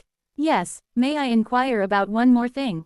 Proceed. I take a moment of silence before carefully asking Jang Ik. I've heard that except for the Blood Yin realm, all high-ranking esteemed ones in the middle realms are currently on an expedition. They are said to be searching for something in the astral realm, something to do with the decaying corpse realm. That's not incorrect. If it's not too presumptuous, may I ask what it is you are searching for? Well, it's not a big secret, so I'll tell you. He speaks lightly as if it's not a significant secret. However, the continuation of Jang Ike's words surprises me. Currently, all the esteemed ones from across the realms are gathering to enter the place where the remains of the notorious lightning immortal, Yang Su Jin, from 120,000 years ago are located. Lightning immortal, Yang Su Jin's remains. Yes, some of Yang Su Jin's remains are scattered across the astral realm, and some of those drifting in the astral realm have transformed into the decaying corpse realm. Decaying corpse realm. Apparently, the decaying corpse realm is like a lower realm created from the fragments of a true immortal's corpse. 40,000 years ago, many cultivators went down to the head realm where he was said to have died, trying to find Yang Su Jin's remains. But upon realizing that his remains were not there, numerous high-level cultivators scoured all of the heavens and earth and finally located traces of Yang Su Jin. Why such obsession with Yang Su Jin's traces? Yang Su Jin, during his lifetime, took items of enormous value from each middle realm, no, borrowed them and did not return them. Those items are of immense importance to each middle realm, so they are trying to retrieve them from him. It seems he is deliberately not mentioning what those items are. Yang Su-jin had inserted the core treasures of the middle realms into his immortal treasure, and finding his remains would pave the way to reaching that immortal treasure. Yang Su-jin's immortal treasure, are you referring to that? I suddenly think of the heavenly lightning banner. Could it be the heavenly lightning banner? But Jang Ik just chuckles and shakes his head. The heavenly lightning banner is not Yang Su-jin's immortal treasure. While it's true he used it, legend has it that he forcefully took it from a distinguished entity in the true immortal realm. Quote. I'm just thinking out loud here, but the being from whom Yang Su-jin stole the immortal treasure must be waiting with tears for the day they can reclaim it. Ha ha ha, it's a story that can't be ignored. If what he said is true, then the true immortal that will descend upon the golden divine heavenly thunder sect soon might be the distinguished entity from the true immortal realm with a deep grudge against Yang Su-jin. I thought just taking the heavenly lightning banner and plugging it into Hyo Neum's mouth would solve the problem. Perhaps, the moment the true immortal descends, all factions inheriting Yang Su-jin's legacy might be doomed. I asked Jang Ik several more questions I am curious about. Finally, time passes, and a day goes by. Next to Gyu Ryan's corpse, I feel the formation I had set up all over the planet begin to activate. Wo Wang, Yu Bek and Yu Hua gather towards me. As well, the sparse spiritual energy of the entire planet, flowing through the planet's dragon veins, are drawn towards us. Though originally sparse, the concentration of spiritual energy momentarily becomes even denser than in the mainlands of the bright cold realm once gathered in one place. Keying, I form a seal at the center of the spiritual veins and begin to open a spatial rift. Kugugugugu. For 50 years, a formation was created for the sole purpose of ascending to the bright cold realm. The return to bright cold realm formation. I control the return to bright cold realm formation and greet Jang Ike's avatar, who is watching us from the side. Thank you for everything during this time. Yes, everyone has worked hard. Seo Eun-yun, there's nothing particular I need to say to you. If you continue to cultivate diligently, you will reach the third step of fighting spirit, the third stage of manifestation. Jang Ik looks over at us one by one. Yu Hua, you've reached the last stage of last quarter, but your realm is still not stable. Right after ascending, you will be under the control of the heaven and earth tribes at the flying immortal platform, so be on your guard. Even if you're capable in many against one, and Seo Eun-yun has taught you the record of transcending cultivation and exhausting martial arts, be cautious in a place bustling with 4-axis stage cultivators. There will also be an integration stage grand cultivator at the Heaven-Earth Palace anyway. If you use the method I taught you, even the grand cultivator of the Heaven-Earth Palace can't easily mess with you. After giving advice to Yu Hua, he turns his gaze to Gyu Bek. Gyu Bek, to be honest, you were the worst of those I've taught. It's not a problem of talent, but rather your state of mind. Quote. You always think of yourself as trash, but in some sense, you are indeed honored Master Gyu Ryan herself. That can't be. HMPH. Contemplating the essence of existence to reach the realm is what the Heart Tribe does. Are you saying you can't believe the words of a star-shattering esteemed one from the Heart Tribe? Quote. You've always thought of yourself as trash, entangled in love and hatred for that guy Seo Weo, and your mind is a mess. But, Jang Ik places his hand on her shoulder and smiles. Leaving the heaven, earth, and heart tribes aside. As a senior, I hope you find happiness. Wo Wang, Jang Ik infuses something into her heart essence. Now, off you all go. It was a short but enjoyable meeting. Wo Wang, after activating the return to bright cold realm formation, I bow to Jang Ik. Yu Hua and Gyu Bek also pay their respects in their own ways. After paying respects to Jang Ik, I look at Gyu Ryan's corpse. Gyu Bek also looks at Gyu Ryan's corpse. Gyu Bek claimed herself to be a piece, a shattered fragment of Gyu Ryan. Therefore, according to her, the real Gyu Ryan is dead. The corpse of Gyu Ryan we see today will be the last image of Gyu Ryan I will remember in this life. Rest in peace, Senior Gyu. Thank you for everything. I also bow in my heart towards Gyu Ryan. At the same time, the return to bright cold realm formation shines brightly, propelling us beyond space. Pot, Yu Hua, having reached the stage corresponding to heavenly being, begins to ascend. Gyu Bek and I stick close to her, starting to resist the spatial pressure. Thus, 60 years after being betrayed by Seo Weo, we begin our ascension to return. Chapter 207, Lightning Flash 1. Pot, With a bright light, we are released into the void under the spatial pressure. Simultaneously, the return to bright cold realm formation shines, syncing with the coordinates of the bright cold realm I had entered into the formation. We are forcefully launched towards the bright cold realm, with Yuwa protecting us from the tremendous spatial pressure. Kugugugu. Among the heavenly being stage cultivators, those more skilled take on the spatial pressure for others, bringing them along in their ascension. Such heavenly being stage cultivators face even greater pressure than what they are supposed to bear, often causing their faces to distort due to the effort. This is also true for Yuwa, who is ascending with me, a nascent soul stage cultivator, and Yubek, who is practically no different from a mortal. While I support her with life force from behind to prevent her from collapsing during our ascension, Yuwa's face is still terribly contorted from the pain and spatial pressure. Kururum. Each time her melody, now akin to a heavenly tribulation, resonates, a crimson river surges upwards and shakes off the spatial pressure. Whenever your energy wanes, let me know. I will take over. I'm still fine. Being a nascent soul stage cultivator of both the heaven and earth tribes and having achieved treading heavens, I am robust enough to withstand more than the average heavenly being cultivator, allowing us to take turns. Clinging to her back, I observe the surrounding scenery. The beautiful stars of the astral realm scatter beneath us, passing by below. Swallowing my saliva, I wonder, if we ascend this time, perhaps the point of regression might become fixed again. The criteria for fixing the regression point is inscrutable, no matter how much I think about it. Crossing dimensions, for instance, did not change the return point when I went to the true devil realm. Then, would ascending fix the point? Single quote. Let's just go and see. Whether the point is fixed or not. I have done my best in everything I could. In my life so far, there's nothing I'm ashamed of. Even if it becomes fixed, let's just be grateful and move forward. After a while, Yuwa asks to switch, and we take turns enduring the spatial pressure head-on.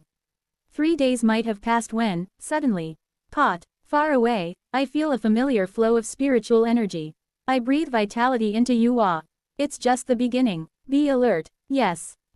Squinting at the rays of light visible from afar, I brace myself for the impact of the dimensional barrier soon to envelop us. Formless sword. I raise my formless sword upright and plunge into the dimensional barrier. Shortly after, flash, we finally succeed in our ascension, returning to the bright cold realm. SSSHT. Familiar spiritual energy. The scarce spiritual energy of the lower realms felt so sparse in comparison to the ocean-like heaven and earth spiritual energy that now envelops my body. As I look around, a 4-axis stage cultivator dressed in familiar clothes approaches. Welcome, this place is the flying immortal platform of the Heaven-Earth Palace in the bright cold realm. You are, Then, after scanning my cultivation, he looks over Gyubek and Yuwa behind me. No, one nascent soul in one chi building stage, and that one, a slave race. His casual mention of Gyubek as a slave race momentarily sparks rage in Gyubek's eyes. What are you? How did you ascend? Are you monsters that live in the void? The next moment, Yuwa smiles softly and begins to play her instrument. Tuwong. Her performance, though profoundly beautiful to those who listen properly, sounds merely like thunder to those who only sense the phenomenon. The nearby 4-axis stage cultivators, faces twist in horror at the sight of the crimson river and the sound of thunder around her. A heart tribe spy. Just kill her first. It's the 3rd stage. Manifestation heart path method. Everyone, avoid it. The next moment, crimson lightning scatters in all directions. Screams can be heard not only from the heavenly being cultivators but also from the 4-axis cultivators. While the attack of illusory player under the rosy afterglow is equivalent to a heavenly being's power, it doesn't threaten 4-axis cultivators. However, for those who have to face heavenly tribulation with each advancement, facing Yuwa now means giving up on their future cultivation unless they are exceedingly confident. A commanding voice rallies the 4-axis stage cultivators. Everyone, regain your senses. All of you, form a wheel battle formation around that heart tribe spy and approach. It doesn't matter if you get hit a few times. Heaven-Earth Palace will provide talismans and elixirs that aid in surviving heavenly tribulation. Hearing this, the 4-axis cultivators who have been clumsily avoiding Yuwa's attacks regroup and begin preparing their spells. Not even a heart tribe member at the 3rd stage of manifestation can safely face multiple 4-axis cultivators. However, now then, I grab Yuwa's shoulder from behind and swing my arm towards the void. The formless sword, unified with treading heavens, severs consciousness in the air. Not just consciousness but energy, and not just energy but our very life force is momentarily cut in an instant, making us disappear from the 4-axis stage cultivators, sight as we swiftly ascend to the sky. Be careful, the entire Heaven-Earth Palace is surrounded by barriers. That over there is the exit from the Heaven-Earth Palace to the Skyway. Yubeck points to a spot where clouds are split into the shape of a pair of wings. It's the path previously taken by Yu Ryan when she carried the newly ascended demon race on her body. Hearing her words, Yu Hua and I change direction and safely escape from the barrier of the Heaven-Earth Palace. With that, we successfully ascended and escaped the flying immortal platform. Now, where will you go? Yu Hua transforms into the familiar shape of a crimson river, landing on a nearby mountain range and asks us. I will return to the True Dragon Alliance first to check on the movements of Xiao Wei'ol and the situation of my disciple, Baek Nyang. Then, I'll follow and help check on Xiao Wei'ol's movements as well. Upon hearing Yu Hua's words, Yu Beck decides to follow her. I respond, as for me, I have some business in the human territory side, so I'll be there for a while. Go ahead, then, let's meet again later. After saying goodbye to Yu Beck and Yu Hua, I quickly part ways with them. This is just the beginning. Before the true immortal who intends to take the heavenly lightning banner descends, I will head to the Golden Divine Heavenly Thunder sect to steal the immortal treasure and head to the Earth Tribe territory. Of course, if the true immortal has a grudge against Yang Su Jin and still decides to curse the Golden Divine Heavenly Thunder sect, there's not much I can do. Nonetheless, I decide to do what I can for now. It can't be too early or too late. If I steal the immortal treasure too early before the true immortal arrives, it would be inefficient as I'd have to run away with the treasure for too long. If I steal it just before the true immortal arrives, I might be the only one struck by lightning before I can insert the treasure into the jaws of Xiao Wei'ol or Hyeonium. I'll steal the treasure just in time to place it in the Earth Tribe territory, or in the territory of Xiao Wei'ol or the Black Dragon King. The reason I didn't immediately steal the Heavenly Lightning Banner while under Xiao Wei'ol was not only because my spirit was becoming exhausted under his scrutiny, but also because of the timing. Stealing the immortal treasure decades earlier would have meant being chased by the Golden Divine Heavenly Thunder sect for those same decades. I plan as I fly towards the human territory. First, I need to go to Thunder Spirit Island to find out everything about the Golden Divine Heavenly Thunder sect. The location, characteristics, and appearance of the Heavenly Lightning Banner. Who is guarding it and so on. If I know where it is, what it looks like, and how to transport it, the Heavenly Lightning Banner will fall to my hands. It's funny, but my abilities are somewhat focused on thievery. The formless sword can unlock locks without anyone noticing, and the record of transcending cultivation and exhausting martial arts allows me to stroll distances unnoticed. Additionally, by creating a cursed doll with the Yin Soul Ghost incantation, I can manipulate the cursed doll to confuse those investigating, and the power of Taiyin possessed by the Black Dragon's true blood makes my presence significantly fainter at night. Moreover, the majority of the methods of mastered are of the Earth attribute. Since it's an attribute that's in stark opposition to lightning, there probably won't be anyone from the Golden Divine Heavenly Thunder sect who can stop me. Alright, let's go steal the Heavenly Lightning Banner. I steal my heart and head towards the human territory, to Thunder Spirit Island. Kuring, Kururung. Near Thunder Spirit Island, dark clouds constantly flash, and thunder roars from all around. I use the record of transcending cultivation and exhausting martial arts to hide my presence and approach the vicinity of Thunder Spirit Island. Wo Wang. Thunder Spirit Island, like other human sky islands, is surrounded by a large barrier to prevent outsiders from entering. If a human not registered at Temporal Fate Island carelessly crosses the barrier, they will face trouble. But I, without worry, touch the barrier. Wo Wang. It seems as though the barrier wants to resist, but I begin laying down the circuits of the Mad Lord on the barrier. A very small part of the barrier transforms into one of the Mad Lord's puppets. Open. Click. I easily open the barrier's door and enter, surveying my surroundings. This is Thunder Spirit Island. Wang. It isn't a dark feeling. However, clouds float everywhere with blue or yellow lightning flashing within. Let's gather some information first. I infiltrate the market on Thunder Spirit Island to gather information about the Golden Divine Heavenly Thunder sect and the Heavenly Lightning Banner. A few days later, my investigation of the Heavenly Lightning Banner and Golden Divine Heavenly Thunder sect proves quite fruitful. The Golden Divine Heavenly Thunder sect established its position by pushing out the previously dominant Supreme Thunder Spirit sect. Rumors were widespread throughout Thunder Spirit Island that Jin Baek Ho of the Golden Divine Heavenly Thunder sect killed an elder of the Supreme Thunder Spirit sect who was at the 4-axis stage in one strike. That elder was probably Yan Wei. And Yuan Wei, inhabiting the body of her descendant Yan Jin, should be in the true devil realm. The Heavenly Lightning Banner, the sacred artifact of the Golden Divine Heavenly Thunder sect, is kept in a shrine on the highest peak of Thunder Cloud Peak where the sect was established. Normally, only the sect leader can retrieve it. Of course, the Council of Elders can also retrieve the Heavenly Lightning Banner, but in principle, the Heavenly Lightning Banner is managed by the sect leader. The Heavenly Lightning Banner is mainly taken out during sect rituals. Normally, the security around the Heavenly Lightning Banner is tight, but it actually becomes a bit lax after the rituals. The shrine where the Heavenly Lightning Banner is sealed is guarded by the highest-ranking disciples of the Golden Divine Heavenly Thunder sect, taking turns on watch. Their cultivation realms are filled with nascent soul-stage cultivators, much like the disciples of the Azure Heaven Creation sect. The security won't be a problem. If necessary, I can push through and take it by force. The problem is that the place where the Heavenly Lightning Banner is sealed, Thunder Cloud Peak, is the central peak of the Golden Divine Heavenly Thunder sect. If I take the Heavenly Lightning Banner, the Heavenly Being stage elders practicing nearby will be furious and charge at me. In fact, that doesn't matter.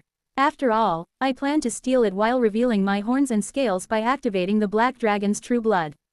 It's a dragon's doing, after all. If I get caught stealing, the dragon race will take the blame, not me. My biggest concern right now is Jin Baek Ho, the current sect leader of the Golden Divine Heavenly Thunder sect and the only 4-axis stage cultivator. Was killing Grand Perfection 4-axis stage Yan Wei due to Jin Baek Ho's individual capability, or was it a stroke of luck because of the Heavenly Lightning Banner? If it's the latter, then I can just beat Jin Baek Ho up and steal it. However, if it's the former, it complicates matters significantly. The best method is to disguise myself as a disciple of the Golden Divine Heavenly Thunder sect, get close to the shrine, steal the Heavenly Lightning Banner, and then disappear quickly with the record of transcending cultivation and exhausting martial arts. That is the cleanest way. So, what will be the most efficient way to disguise myself as a disciple? I begin to investigate the disciples of the Golden Divine Heavenly Thunder sect as well. Roaming the territories near the Golden Divine Heavenly Thunder sect, I observe the disciples, learning about their behavior, characteristics, and backgrounds. While I'm digging into the Golden Divine Heavenly Thunder sect for several weeks. During that time, I stiffen upon seeing a familiar face of a man walking affectionately with a woman. It's been a while, Jaeon Myung-hoon. Since the day we fell to this world and he was kidnapped by the Golden Divine Heavenly Thunder sect. I see Jaeon Myung-hoon looking the happiest I have ever seen him. He is walking down the street chatting amicably with a woman, seemingly his lover. So he was like this before meeting the true immortal. The discrepancy is too great. He looks far too different from himself after the Golden Divine Heavenly Thunder sect fell, with disheveled hair, wearing bright red clothes, and the clear bloodstains on his face. If I can't handle the Heavenly Lightning Banner properly, Jaeon Myung-hoon will eventually become like that. Although I don't particularly like Jaeon Myung-hoon myself, the number of people who will suffer from the descent of the true immortal isn't small. That's why I resolved to save not only Jaeon Myung-hoon but the entirety of Thunder Spirit Island. Let's bring the abomination that is the Heavenly Lightning Banner to someone who can use it better, creating a story where everyone is happy. And to do that, I begin to observe Jaeon Myung-hoon. You seem to be the most suitable. I plan to kidnap Jaeon Myung-hoon within the next few days. I'll borrow your identity for just a few days, Jaeon Myung-hoon. Chapter 208, Lightning Flash 2. Kidnapping Jaeon Myung-hoon was incredibly easy. I approached him using the record of transcending cultivation and exhausting martial arts when he was alone, knocked him out by striking his soul plane with the formless sword, and then carried him away. It was over as soon as I used the record of transcending cultivation and exhausting martial arts again. Additionally, Jaeon Myung-hoon is weaker than I had imagined. Isn't he too weak? It's exactly as I thought. Jaeon Myung-hoon is only at the core formation stage at best, and he can barely recognize planes, making the kidnapping almost laughably easy. However, I frown, tiling my head. Jaeon Myung-hoon in his past life was strong enough to take down a 4-axis inspector. That time too isn't far from now. It's in a few months. How could this guy leap from core formation to the 4-axis level in just a few months? It's a curious matter. Well, it's actually better for me now. I tear my consciousness. Wo Wang. The mysterious bizarre GU technique. It's the parasitic technique I received from Jian Xin. Chiarlik. Activating the mysterious bizarre GU technique, my consciousness wriggles in my hand, transforming into a small larva-like shape. The gray larva squirms as I bring my hand to Jian Mianghun's face, entering through his nostril. I feel the mysterious bizarre GU settle in Jian Mianghun's upper dantian, taking its place in his consciousness. If I continue to erode Jian Mianghun unnoticed, I can erase his personality without anyone knowing and turn him into my puppet in about 10 years. Of course, I don't plan on doing that. What I want from Jian Mianghun is merely a few days of acting. Wo Wang. Activating the mysterious bizarre GU technique that enters into Jian Mianghun's upper dantian, Jian Mianghun's eyes snap open. Using the mysterious bizarre GU technique to forcibly control someone is efficient, but the drawback is that the mysterious bizarre GU quickly wears out and dissolves in the target's consciousness. Of course, it's enough to last for a few days. Listen, Jian Mianghun. From now on, go to the Golden Divine Heavenly Thunder sect and bring back the Heavenly Lightning Banner from the Thunder Cloud Peak located there. Understand? Yes, I understand. Jian Mianghun, dominated by the mysterious bizarre GU technique, responds with a dazed look in his eyes. After taking control of Jian Mianghun, I release him. Now comes the important part. I need to remotely manipulate Jian Mianghun and through him, smuggle out the Heavenly Lightning Banner. I shift my perspective to Jian Mianghun's and return his body to the Golden Divine Heavenly Thunder sect. Let's see. Shall we investigate? Junior brother, where have you been? Just then, a woman dressed in a golden robe approaches Jian Mianghun, recognizing him and coming closer. Her cheeks flush red with joy upon seeing him, spewing out emotions of happiness. She was the woman who had been walking down the street with Jian Mianghun earlier. The current granddaughter of the sect leader Jin Bayak Ho, Jin So-hei. I heard she and Jian Mianghun are a famous well-matched couple. It is a well-known story within the Golden Divine Heavenly Thunder sect, so there was no need to investigate. It's something one can know just by hearing the rumors.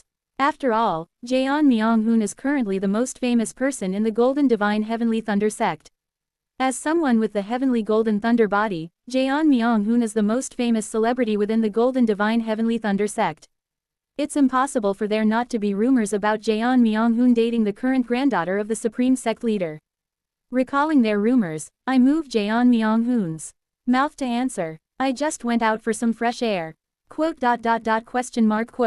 However, Jin So-hei seems to sense something as often tilts her head in confusion. What's with you, junior brother? Why are you suddenly being formal? Since when have you spoken to me with honorifics? Just because. I recall Jian Mianghun's tone of voice from my memories and speak to her.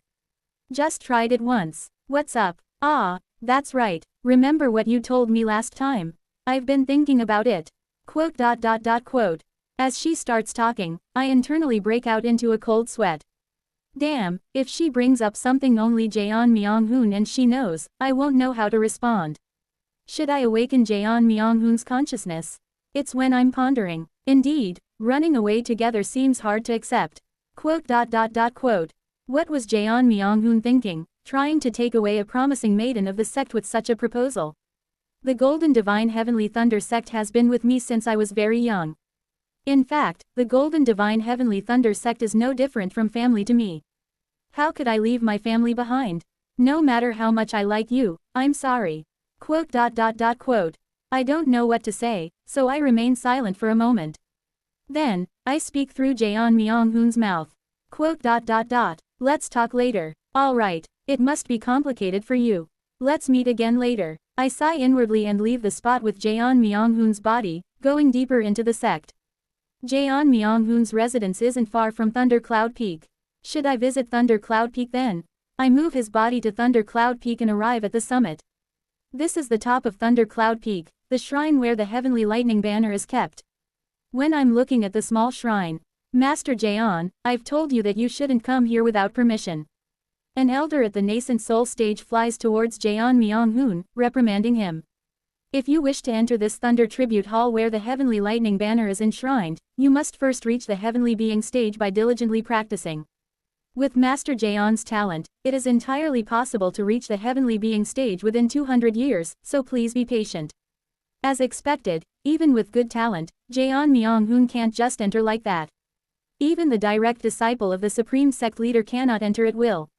I understand that you must be troubled by recent events.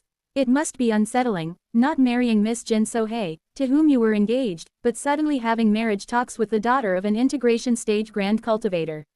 I understand Master Jeon's feelings, especially since the grand cultivator's daughter is known to have a very peculiar temperament. Without saying anything, the elder guarding the Thunder Tribute Hall starts to console Jeon Myung-hoon with a sigh. However, you don't need to worry too much. Master Jeon, you possess the same talent as the sect founder, the Golden Deity, so your value is not less than that of the Heavenly Lightning Banner. The Golden Divine Heavenly Thunder sect will protect Master Jeon to the utmost. Thank you. I express gratitude through Jeon Myung-hoon's mouth and pieced together his current situation from the conversation. He proposed to Jin So-hye, the granddaughter of Jin Baek-ho, to run away together, and there are marriage talks with the daughter of a grand cultivator at the integration stage. The daughter of the grand cultivator is said to have a strange personality. In other words, he is afraid of suddenly having to marry the grand cultivator's daughter, so he thought about running away from the Golden Divine Heavenly Thunder sect with Jin So-hye.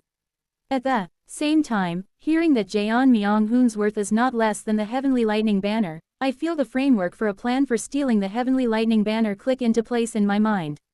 If that's the case, then, after organizing my thoughts, I descend from Thunder Peak and head to find Jin So-hye.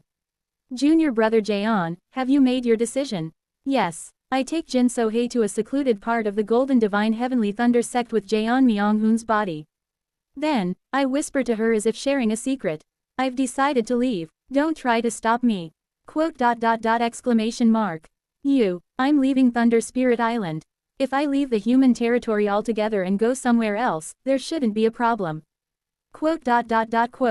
Thank you for everything. Take care. Wait. Although she calls out to Jeon Myung-hoon, I move forward, leaving her behind.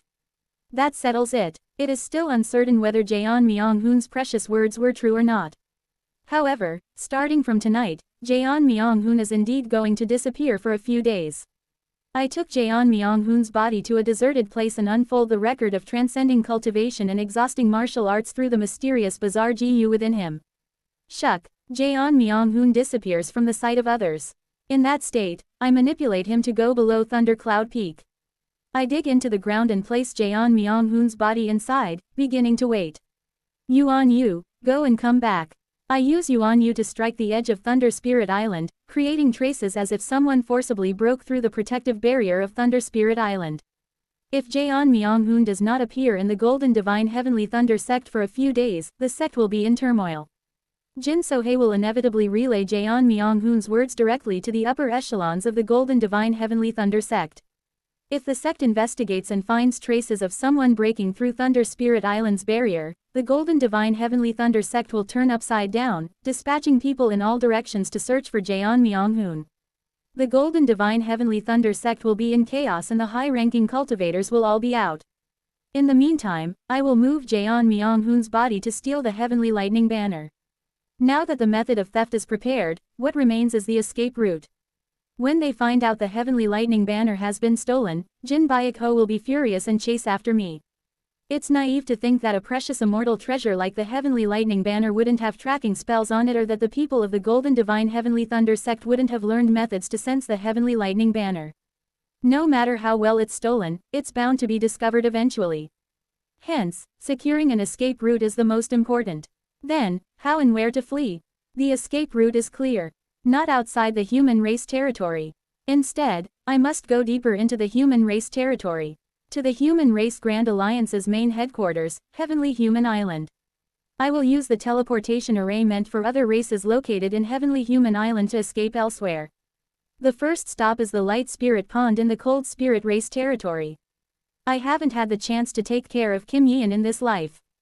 In the beginning, living under Seo Whale's watchful eye left me no room to breathe.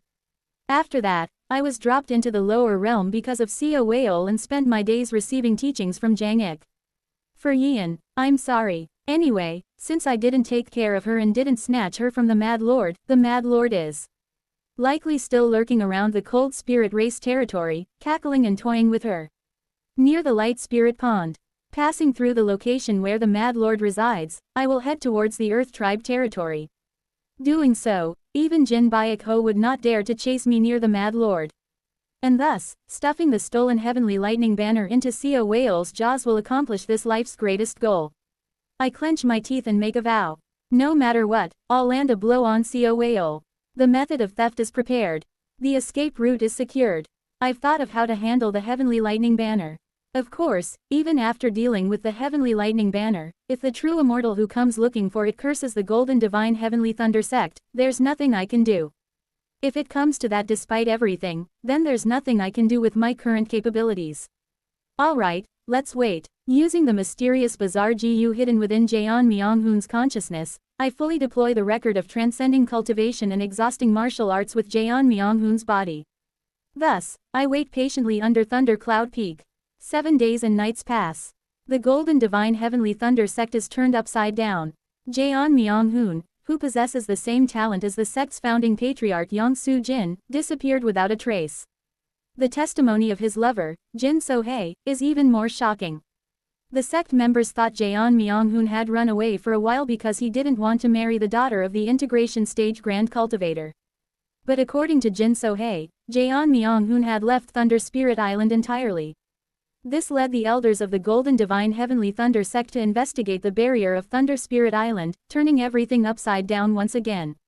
Traces were found that someone had forcibly broken through Thunder Spirit Island's barrier. Consequently, an emergency was declared throughout the Golden Divine Heavenly Thunder Sect. 70 nascent soul and 33 heavenly being elders. Along with the supreme sect leader Jin Baek-ho himself, the only 4-axis stage cultivator in the sect, personally set out to search for Jeon Myung-hoon. Thus, the Golden Divine Heavenly Thunder Sect is now left empty. I finally make my move. Now's the time. Wo Wang. I climb Thunder Cloud Peak with Jeon Myung-hoon's body and stand in front of the Thunder Tribute Hall where the Heavenly Lightning Banner is stored. Today, the Heavenly Lightning Banner will be in my hands. With this, may the Golden Divine Heavenly Thunder Sect not be struck by that terrible calamity. Near the Thunder Tribute Hall, I touch the shrine without any of the nascent soul stage elders guarding it noticing. Then, I begin to lay the circuits of the Mad Lord on the surface of the Thunder Tribute Hall while remotely controlling Jeon Myung-hoon. Chijijik. After a while, the Thunder Tribute Hall falls under my hands. I just need to go in and steal it, but the nascent soul stage elders nearby are bothersome. Although the record of transcending cultivation and exhausting martial arts can be fully utilized based on vision, it is too much for the weak consciousness of the mysterious bizarre GU to handle something like the formless sword. In other words, I can't knock them out or anything. Then, let's try to distract them with something else. I take out Yuan Yu. Buy me some time, Yuan Yu. Yuan Yu, which had been slumbering in my possession, transforms into a human form and stands up at my command. I continue to maintain the record of transcending cultivation and exhausting martial arts while remotely controlling Jeon Myung-hoon, and send Yuan Yu to the front of the Golden Divine Heavenly Thunder Sect. Over the past 50 years, reaching out to the dragon veins of the planet we had fallen on, I also brought Yuan Yu up to the nascent soul stage.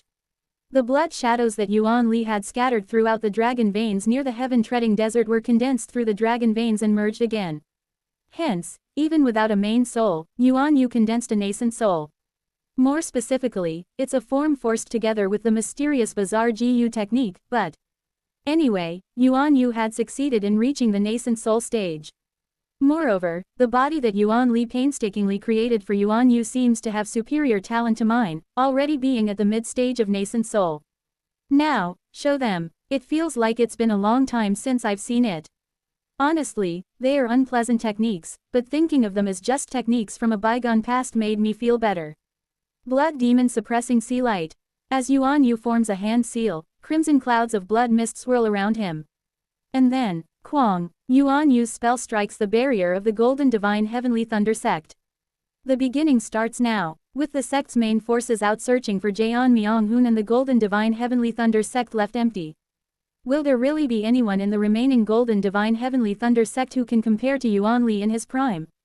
Chapter 209, Lightning Flash 3. Join the Discord for chapter updates and other stuff. What madness! Who dares to attack the Golden Divine Heavenly Thunder Sect? It must be someone tired of living. 5 nascent soul stage elders quickly encircle Yuan Yu with lightning flashing in their eyes. Upon seeing Yuan Yu's appearance, they take a gasp for a moment, then they each form hand seals to summon their Dharma treasures and prepare their spells. I watch them through Yuan Yu's perspective, feeling a remarkably fresh sensation. It's been a long time since I've faced ordinary human cultivators. When I was captured by the Mad Lord, it felt more like I was fighting the wonderfully mysterious fortress rather than directly confronting someone, since I was in the body of a puppet. In the Azure Heaven Creation sect, where everyone walked around shirtless enjoying physical combat due to their steel-like bodies, there were no users of Dharma treasures or spells. In this life, since I've been living among the demon race and not humans, I've been sparring with demon beasts who use their sturdy bodies instead of Dharma treasures and supernatural abilities instead of spells. Hence, facing cultivators who traditionally use Dharma treasures like this is a first in a long time. Strike down with Thunderbolt Banner. An elder with a long beard, seemingly enraged, swings a blue flag Dharma treasure and causes blue lightning to fall from the sky onto Yuan Yu. Blood Chain Binding Forest. In the next moment, Yuan Yu forms a hand seal, extracting red blood trees from the surrounding blood mist to create a barrier which the lightning incinerates. Starting with the bearded elder, the other elders also begin to cast their spells. To think you dare to fight against us, the Five-Door Immortal Masters. You must be out of your mind.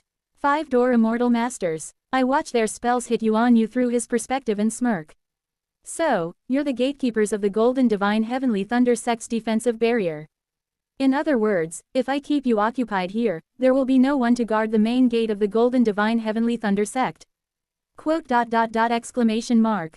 There's an accomplice. Kwong. Before the so-called Five-Door Immortal Masters can finish speaking, the puppets I summoned with the 1,000 lustrous forest sea cannon hit the main gate of the Golden Divine Heavenly Thunder Sect once again. They are the mass-produced General CO puppets. Highly useful puppets capable of delivering nascent soul-level attacks swarm towards the entrance of the Golden Divine Heavenly Thunder Sect, opening their mouths to shoot out General CO cannons. Jing. A strike from one General CO puppet shatters the main gate of the Golden Divine Heavenly Thunder Sect and the mass-produced General CO puppets swarm towards the broken gate. What is this? The Five-Door Immortal Masters are flustered trying to stop the mass-produced General CO puppets, but Yuan Yu blocks them. You shall not pass. You damn thing. I can't even tell if you're a man or a woman. If you don't move aside, I'll split you in half and kill you. You shall not pass. I move Yuan Yu's body, smiling. Yuan Yu's eerily charming smile seems to shock the Five-Door Immortal Masters once again, but they all furiously form hand seals. Die. Yuan Yu opens his mouth and starts spitting out Dharma treasures from his golden core. Zing. Attacks aimed at Yuan Yu are all blocked by the 4 pagodas he spits out. Around Yuan Yu, Dharma treasures begin to emerge. 17 bone dagger Dharma treasures. A blood-colored spear Dharma treasure, a crystal skull staff, and the summoning wind, sacred blood leaf fan, among others. You shall not pass. Additionally, Yuan Yu calls forth a nascent soul stage ghost king from the blood clouds, forming hand seals with an eerie smile. Kwong. The next moment, one of Yuan Yu's daggers flies towards one of the Five-Door Immortal Masters, battering his defensive spell and pure spiritual force protective aura. The defensive spell breaks but the nascent soul's protective aura isn't penetrated, making Yuan Yu's dagger halt and hover in the air. However, the Ghost King summoned by Yuan Yu strikes down with his scythe on the Five-Door Immortal Master whose defensive spell had been shattered in the next moment. Jing. Once again, a shocking sound echoes and Yuan Yu's attack successfully penetrates the opponent's protective aura this time around. Do you think you can defeat me? The protective aura shattered nascent soul elder forms hand seals and transforms into a lightning serpent that opens its mouth towards Yuan Yu. Peesh. Yuan Yu's dagger targets him, but it only leaves a small wound on his neck, dodging Yuan Yu's attack and striking next to Yuan Yu. Jing. That attack shatters the barrier created by Yuan Yu's pagoda Dharma treasures. Blood Chain Binding Forest. Chiarlik. As Yuan Yu forms hand seals again, numerous blood trees grow around him, swinging their sharp branches and leaves at the nascent soul stage elders. Most of them move like lightning to dodge Yuan Yu's attacks, but their protective body force and defensive spells begin to falter. Blood Spear. Above the summoned Blood Spear, the figure of a Ghost King holding the spear appears. The Ghost King, inhaling the blood mist from Yuan Yu, instantly elevates its realm to the nascent soul stage like the scythe-wielding Ghost King. With all its might, it thrusts at the opponent before it. Jing. The thrust of the blood spear shatters one of the Five-Door Immortal Master's spells and protective body force, tearing through his side.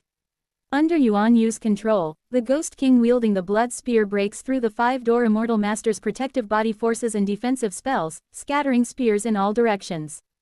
Bind. Pajijijik. However, as a bald five-door Immortal Master forms, hand seals, chains of lightning bound the Ghost King. The Ghost King is neutralized in an instant, but Yuan Yu once again manipulates 17 bone daggers and scatters them in all directions. The momentum is chilling, and under Yuan Yu's manipulation, the daggers graze the nascent soul stage elder's skin, drawing blood droplets.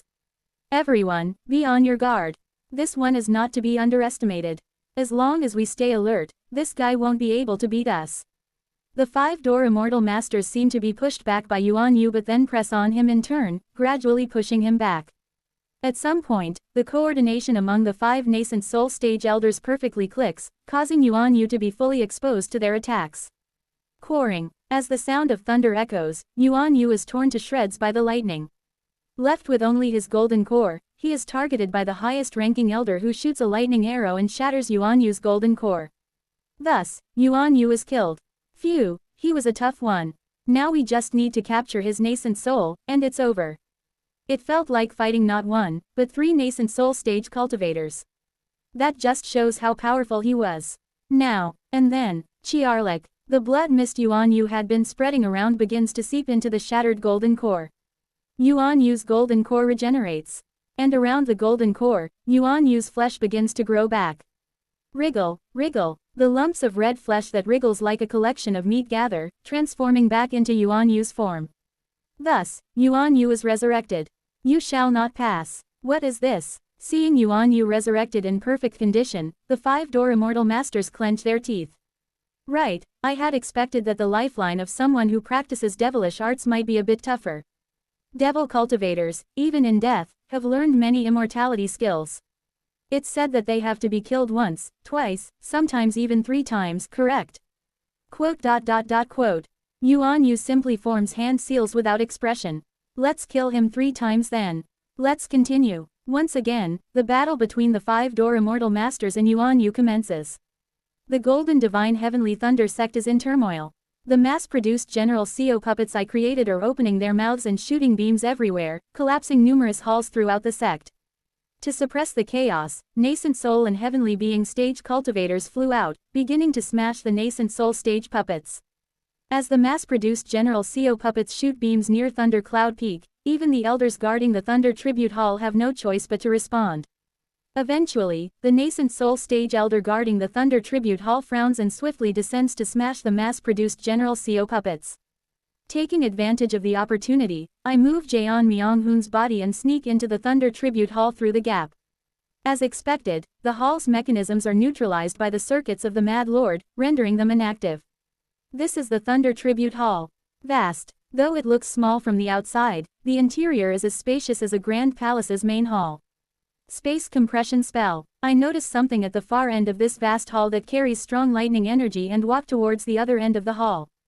Fizz, fizz. Some lightning attribute mechanisms seem to be activating, but somehow, they are all absorbed into Jaeon Myung-hoon's body without any reaction. Does lightning attribute energy just get absorbed by Jaeon Myung-hoon without resistance? It seems to be the power of the heavenly golden thunder body. After an uncertain amount of time, passing through lightning attribute mechanisms that crumbled helplessly in front of Jaeon Myung-hoon's body, I finally reach a large altar. On that altar flutters a bright golden flag. Kuring, Kururung. This is the Heavenly Lightning Banner. The Heavenly Lightning Banner is enormous. It is not something that can be held and swung with hands. The pole of the Heavenly Lightning Banner alone is bigger than 4 Jaeon Myung-hoons put together. Fizz, fizz. As Jaeon Myung-hoon's hand touches the Heavenly Lightning Banner, it vibrates wildly with a buzzing sound. However, I am startled looking at the Heavenly Lightning Banner through the eyes of mysterious bizarre Gu.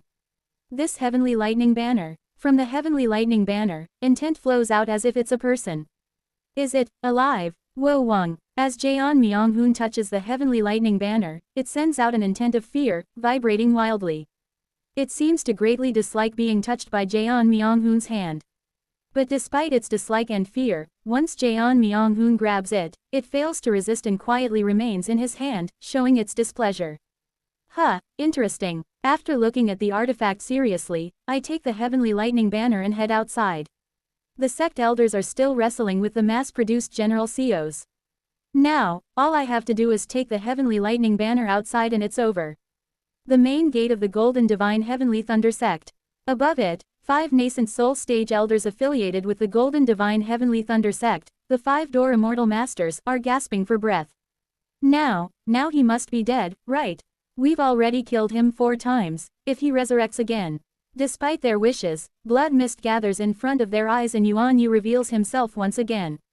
Ah, he's resurrected again. That blood mist is resurrecting him. But now the blood mist has almost run out, if we kill him just one more time. That's when it happens. Yuan Yu raises the crystal skull staff. The next moment, as the crystal skull staff opens its mouth, the wounds that had been grazed by Yuan Yu's blood-red daggers widen and the 5-door immortal master's life force begins to be absorbed towards Yuan Yu. Ah, no, this damned my life force. In a brief moment, the skull crystal staff closes its mouth and Yuan Yu replenishes his energy from the skull crystal staff. As his energy is being replenished, Yuan Yu opens his mouth and releases an enormous amount of blood mist again, filling the surroundings. It's the life force absorbed from the 5 nascent soul stage cultivators. This damn thing, it's preserving its life with our life force. Please, just die. The 5-door immortal masters, exhausted from the struggle to kill Yuan Yu after having their life force drained, attack him with a weary demeanor. I watch this scene from behind while waiting for Jeon Myung-hoon, who is coming this way using the record of transcending cultivation and exhausting martial arts. A little later, did we get him?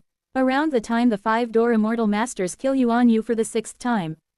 Jeon Myung-hoon finally emerges from the Golden Divine Heavenly Thunder sect. Finally, I joyfully turn my gaze toward the heavenly lightning banner he is supposed to be carrying. But then, I sense something off. Single quote ? It's invisible. To my eyes, it looks as though Jeon Myung-hoon is just running with his hands clutching the air. What's going on? It's strange. Through the perspective of the mysterious bizarre GU possessing Jeon Myung-hoon's body, it is clear that Jeon Myung-hoon is indeed holding the heavenly lightning banner. But from my perspective, the heavenly lightning banner is invisible. How could this be? Confused, I reach out to touch where Jeon Myung-hoon is supposedly holding the heavenly lightning banner. And then, Kururum, ! I frown as I feel a tingling of lightning climbing up my hand. My hand is being scorched by the lightning. I continue trying to grasp the heavenly lightning banner despite the pain. However, the heavenly lightning banner still fails to be grasped. It isn't that my hand can't penetrate the lightning of the heavenly lightning banner. It's that when I try to grab where the heavenly lightning banner is, my hand only touches lightning. That's it. The essence of the heavenly lightning banner is lightning itself. As expected of an immortal treasure used by a true immortal, its material isn't any ordinary substance but lightning itself. I chuckle to myself as I realize the characteristics of the heavenly lightning banner. Through Jeon Myung-hoon's eyes and vision, it appears. But through my eyes and vision, it's invisible. This means, as a disciple of the Golden Divine Heavenly Thunder sect, those who haven't learned the sect's lightning cultivation methods can't even touch, let alone see the heavenly lightning banner with the naked eye. An immortal treasure that can only be handled by those who have mastered the sect's techniques. That is the heavenly lightning banner. I look hopelessly toward Yuan Yu, who is fighting in the distance. Seeing Yuan Yu resurrect for the 7th time, the 5-door immortal masters are in despair. Don't resurrect 7 times. Just die already, you damned creature. It's time for you to die. Please, just die. I didn't expect this kind of pitfall. I have successfully stolen the heavenly lightning banner. However, I can't see the heavenly lightning banner with my naked eye, and since the heavenly lightning banner is made of lightning, grabbing it only results in catching bolts of lightning. Then, do I need to kidnap Jeon Myung-hoon as well? Perhaps that's the best course of action. Yuan Yu, come back. We're leaving. It is then, click, ! Someone appears silently behind me, touching my shoulder. A familiar voice follows, delayed by the sound of thunder. Kururum. Thought I recognized you from somewhere. Aren't you the one with the nascent soul consciousness who ascended alone last time? I quickly turn around, calling Yuan Yu back to me. The familiar figure in golden robes, the 4-axis stage cultivator of the Golden Divine Heavenly Thunder sect. The supreme sect leader, Jin Baek Ho. First off, let's hear why you suddenly went crazy, placing a seal in my disciple's mind, and touching the heavenly lightning banner. I swallow as I see Jin Baek Ho, who had flown back to Thunder Spirit Island at the speed of lightning. His aura is definitely not inferior to that of the Azure Tiger Saint. Can I handle this? If it's just this, perhaps. As he reaches his hand out, the heavenly lightning banner naturally flies into Jin Byaku's hand, resizing to perfectly fit his grip. The heavenly lightning banner has returned to Jin Byaku's hand. It's not going to work. Chapter 210. Lightning Flash 4. Join the Discord for chapter updates and other stuff. In an instant, I swung the formless sword towards the sky almost instinctively. Bo-ong, Jing, the formless sword, reaching treading heavens, cuts through the lightning falling from the sky. Bring Myung-hoon over here. Wo-wong. Without giving me a chance to act, Jin Byaku extends his hand and a force of attraction emerges from it, pulling Jaeon Myung-hoon towards him. Holding Jaeon Myung-hoon's head, Jin Byaku clicks his tongue and exerts force in his hand. Simultaneously, the mysterious bizarre GUI placed in Jaeon Myung-hoon's upper dantian burns away completely. ZZZT. Since it's a spell I created from a part of my consciousness, a sharp pain flows into my consciousness when the mysterious bizarre GU is burned. Now, shall we have a talk? Why is it? The opponent is at the early stage of 4-axis, not having built even a single axis. Yet, for some reason, I feel Jin Byaku holding the heavenly lightning banner to be even more insurmountable than Gyu Ryan or Seo Weo. Wing. I can see the intent flowing from the heavenly lightning banner communicating with Jin Byaku. The next moment, Jin Byaku swings the heavenly lightning banner again. Kururung. The sky lights up brightly. The next moment, hundreds of lightning bolts fall towards me. This is insane. Kugugugu. Splash. I spit out blood and soar into the sky. The pure spiritual force that reached the nascent soul stage, the body refined by demon beast methods, and the skin further strengthened by the black dragon's true blood. And the formless sword that reached treading heavens flowing through my entire body allowed me to barely survive. I look at the place where 100 bolts of lightning had fallen. Right in front of Jin Byaku. The very place I was just standing had become a gigantic valley. It isn't just a simple valley.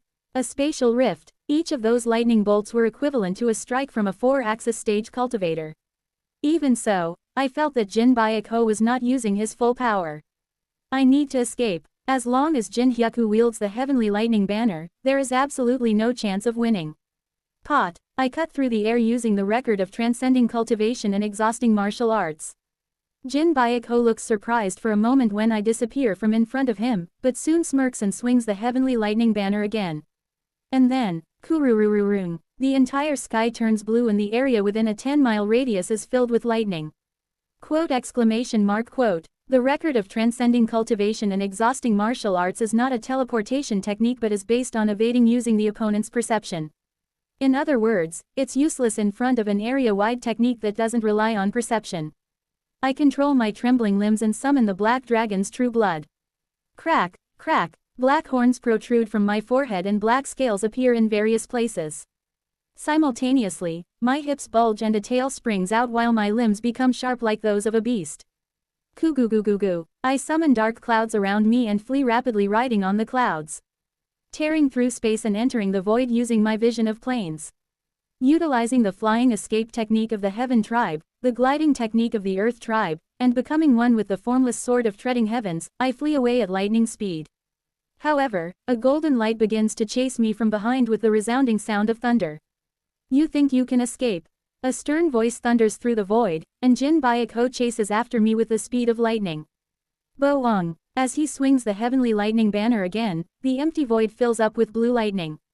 Quote exclamation mark quote. Pissed, I grit my teeth and advance while being struck by lightning. However, the attraction force of a 4-axis stage cultivator pulls me towards him, and the distance between Jin Byaku and myself closes. This won't do. If things continue this way, I will really get caught and killed. Feeling the threat to my life, I fly towards the direction of Heavenly Human Island. Kurururung. Of course, I am struck by lightning several times in the process, and I have to fly desperately to survive. Is this how I die? The lightning scattered by Jin Byaku is truly terrifying. While the heavenly tribulation adjusts to my realm, Jin Byaku does not hesitate to sprinkle lightning at the 4-axis level, making it even harder to defend against. Kurururung. I am struck by blue lightning in the void once again and laugh hollowly, half out of my mind. I thought if I were to die in this life, it would be at the hands of Seo Weo. Unexpectedly, I never imagined dying at the hands of Jin Bayak-ho, unable to even grasp the heavenly lightning banner. Had I at least held on to the heavenly lightning banner, preventing Jin Bayak-ho from wielding it, I might have had a chance. But I was defeated by the unfairness that only those from the Golden Divine Heavenly Thunder sect can wield the heavenly lightning banner. Well, this too, Kururum, isn't bad. Anyway, I tried my best to do what I can. Just as my consciousness begins to sink downwards. Zing, I hear, or rather, see, something resonating in my head. What's this strange? Something is speaking to me. Strange voice. Startled, I open my eyes. I look behind me just in case. Sure enough, the voice comes from the direction Jin Bayak-ho is chasing me. No, not a voice. It's some third new sense, akin to the vision of beyond the path to heavens and the vision of intent. Something that until now I had described as seeing and vision, as there was no way to describe this sense. In fact, it wasn't seeing but a sense of feeling. This voice is conveying its meaning to me in that manner. No, more precisely, I can hear the meaning of the voice. Is it because I possess the vision of treading heavens? I hear the words, "Save me," the words of the heavenly lightning banner. Save me. Indeed, I didn't hear it wrong. The heavenly lightning banner is continuously repeating the same message. Asking to be saved. The heavenly lightning banner is speaking like that. My sixth sense whispers, speak to the heavenly lightning banner. That is the way to survive. Struck by lightning as I fall through the void, I stop in my tracks. Jin Bayak-ho, who is chasing after me, lifts the heavenly lightning banner with a sneer. Remarkable, you dare to stand against me holding the heavenly lightning banner. I focus my mind even more. I concentrate my consciousness on the heavenly lightning banner. I cannot see its form, but I can see its intent. That means, heart language might work. I convey my intention to the heavenly lightning banner through heart language. How do you want me to save you? Immediately, the heavenly lightning banner replies. Release me from the descendants of the golden deity. I cannot even grasp you, let alone see you with my naked eye. I will tell you my real name. Strongly think of my real name and grab me. Then you might be able to grasp me. The real name of the heavenly lightning banner. There's no time to think. Tell me. Through the intent of the heavenly lightning banner, its name is firmly imprinted in my mind. The essence of the great heavenly punishment, Zhengli political motivation. Zhengli. As I deeply invoke the name of the heavenly lightning banner, I face Jin Bayak-ho. There's only one chance. Crackle. Circuits of the Mad Lord are laid throughout my body. Yuan Yu who I took while fleeing from Jin Bayak-ho also becomes blood body skin armor and melts into me. Looking at Jin Bayak-ho, I open my mouth to probe him. Do you, by any chance, know the true name of the heavenly lightning banner? Seemingly surprised by my question, Jin Bayak-ho laughs and says. The heavenly lightning banner is just the heavenly lightning banner, what kind of nonsense are you spouting? Quote. He doesn't know, but perhaps this is for the best. Even if I hold Zhengli as an outsider, they won't be able to find out. It means I can catch him off guard for a moment. Anyway, why did you, who followed the Sea Dragon King, suddenly pop up and try to steal my disciple and the divine object of our sect? If you confess now, I might consider leniency. Confess, I bitterly smile and face Jin Bayak-ho head on. Don't you realize the moment you arrived in the middle realm with the heavenly lightning banner, your golden divine heavenly thunder sect was fated for calamity? What? On the steel of the golden divine heavenly thunder sect's ancestor Yongsu Jin, floating in ascension path, it is written that one must not ascend with the heavenly lightning banner. Once you reach the 4-axis stage, you should be able to travel dimensions, so it wouldn't hurt to go back and check. What nonsense are you spouting now? As expected, it didn't get through. The content of Ascension Path steel has been passed down to our sect. To ascend with a calm heart. That's what the steel says. What does a thing like you know about it? Quote. What's this? It seems like he has a strange understanding of the steel's content. The transmission has been corrupted over time. As long as he believes what he knows is correct, there's nothing I can do. Quote. Do you know about the shrine where Yongsu Jin's steel was enshrined? During the era Yongsu Jin was alive, his shrine built in the central imperial kingdom fell to the heaven-treading desert, and the other half of Yongsu Jin's steel also fell to the heaven-treading desert along with the shrine. And that was Yuan Li's Black Castle. I swear on the honor and integrity of the respected Sea Dragon King, Seowaol, my words are not false. To invoke the name of the Sea Dragon King. Upon mentioning Seowaol, Jin Byakho seems startled and furrows his brows. Quote. Are you saying that your theft of the Heavenly Lightning Banner is also the will of the Sea Dragon King? Yes, exactly. The Sea Dragon King found an ancient record about Yongsu Jin within the Earth Tribe territory. Based on that record and after some investigations, he concluded that the Heavenly Lightning Banner should remain with the Golden Divine Heavenly Thunder sect and promptly dispatched me to retrieve it. Jin Byakho falls silent for a moment at my words. Then, he shakes his head and shouts firmly. That's a lie. The glorious and just Sea Dragon King Seowaol the First would have invited me honestly, shared the truth, and warned me. He wouldn't meddle and try to steal from another sect. As expected, he's not fooled. Without knowing the relationship Seowaol had with Jin Byakho, Heyo Gwak, and Azure Tiger Saint, I can't properly fabricate a story. But that's okay. The mere fact that Jin Byakho was shaken by the mention of Seowaol's words is enough. Yes, shaken, is enough. Whoosh, the formless sword of treading heavens that envelops my entire body turns golden in an instant. I will revive it, the radiance of surpassing radiant saber. Fwa, in an instant, I become a blade faster than lightning. A saber surpassing even the speed of light, and charge at Jin Byakho. In that instant, as if time itself is split, I strongly envision the name Zhengli while successfully grabbing the transparent flag in Jin Byakho's hand. Crackle, tremendous lightning surges, but unlike before, I definitely grasp, it's real. Form, crack, holding on to the Heavenly Lightning Banner, I retreat and escape. Boom, in the blink of an eye. No, in fact, in an even shorter moment, I split the instant with the formless sword turned surpassing radiant saber and successfully stole the Heavenly Lightning Banner. Whether it's the backlash from forcibly changing the formless sword, blood spurts from my 7 orifices and my sturdy body is violently shaken. However, I have succeeded. Ha ha. Jin Byakho's pupils tremble crazily and I laugh maniacally as I cut space and re-enter the physical world. Phew, with dense spiritual energy around, Heavenly Human Island is visible in the distance. Behind me, Jin Byakho is furiously splitting space to follow. No. Holding the Heavenly Lightning Banner, I head towards Heavenly Human Island, laughing. Now, I'm almost there. That's when it happens. Whisper, whisper, whisper. A whisper tickles my ears. It's the whisper of the Heavenly Lightning Banner. What's the matter? What's happening? The Heavenly Lightning Banner trembles as if moved and says, "Thank you for freeing me from the descendants of the golden deity who tormented me. Please, I ask for just one more request. A request. Call my name, out loud. Question mark. It's an extremely bizarre request. Is there something behind this? Wondering if the Heavenly Lightning Banner is playing some trick on me, I look up at the sky to measure the celestial energy. There was nothing unusual. My fate is calm. Why do you want me to call your name? For the last tens of thousands of years, no one from the Golden Divine Heavenly Thunder sect has ever spoken to me. It was a time of profound loneliness. Please, I beg of you, call my name. Is it simply because it felt lonely from not having its name called? I look at the celestial energy once more. Even after imagining myself calling its name, the celestial energy remains unchanged. Whether I call its name or not, there is no change in the celestial energy. Well, if it purely wants its name to be called. I nod, looking at the lonely intent of the Heavenly Lightning Banner.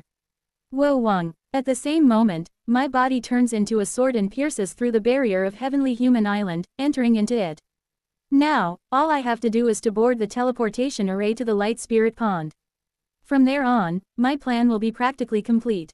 I soar towards the teleportation array leading to the Light Spirit Pond. Arriving in front of it, I decide to grant the wish of the Heavenly Lightning Banner. Standing on the teleportation array, I call the name of the Heavenly Lightning Banner. Zhengli. Simultaneously, I see Jin Byakho chasing after me from afar and activate the teleportation array. Farewell. The Heavenly Lightning Banner will be safely hidden by me. The light of the teleportation array flashes, starting its transportation. Quote. And then, nothing happens. Ha ha, finally caught you, you damn thief. It really was a close call. Wo Wang. Jin Byakho gasps for breath as he enters the inside of the teleportation array. Sweating coldly, I look around. The teleportation array isn't working. Since your claim of being under the Sea Dragon King also seems like a lie, I will first use the traditional punishment method of the Golden Divine Heavenly Thunder sect and impale you on a lightning pillar for 100 days. Then, look here, sect leader. Are you scared? But the crime of kidnapping a disciple and stealing the divine artifact of the sect. Sect leader. I shout out loud, trembling. Sheeing. The light of the teleportation array is fading. Simultaneously, through the vision of the Earth tribe, I capture the flow of heaven and Earth's spiritual energy acting strangely. I knew you were crazy, but to scream in this situation. Gulp. Jin Bayako stumbles as he approaches me, spewing out a mouthful of blood. Not just that. I, too, feel an increasing amount of blood spurting from my organs and my entire body's blood boiling. Something's wrong. The flow of yin and yang is entangled. The laws of the world are flowing wildly. Kwang. I swing my fist, breaking the ceiling of the teleportation array building, and look up at the sky. My eyes widen. The celestial energy, which had been fine until a moment ago, is twisting like crazy. Thank you. Thank you so much. I'm deeply grateful. In the next moment, endless words of gratitude echo from the heavenly lightning banner. Finally, I can return to my rightful master. What's this? Thank you very much. To speak a name out loud is to utter fate itself. The act of fate speaking has resounded through the 3,000 worlds. Now, my master can find me at any moment. ZZZT. Simultaneously, amidst the twisted flow of yin and yang, lightning energy begins to appear. It starts with static electricity circling the entire body. But the static electricity gradually intensifies, creating a powerful electric force. Soon, not only I but also all buildings and pedestrians above Heavenly Human Island begin to be engulfed in lightning. I sincerely regret learning the name of the Heavenly Lightning Banner. I shouldn't have carelessly uttered it. I have learned knowledge that should not have been carelessly known. Gulp. The sky splits in two and opens. Beyond the open sky, a gigantic eye that fills the entire sky begins to gaze down upon Heavenly Human Island. A true immortal, from a faraway dimension, begins to peer down upon this land in its true form.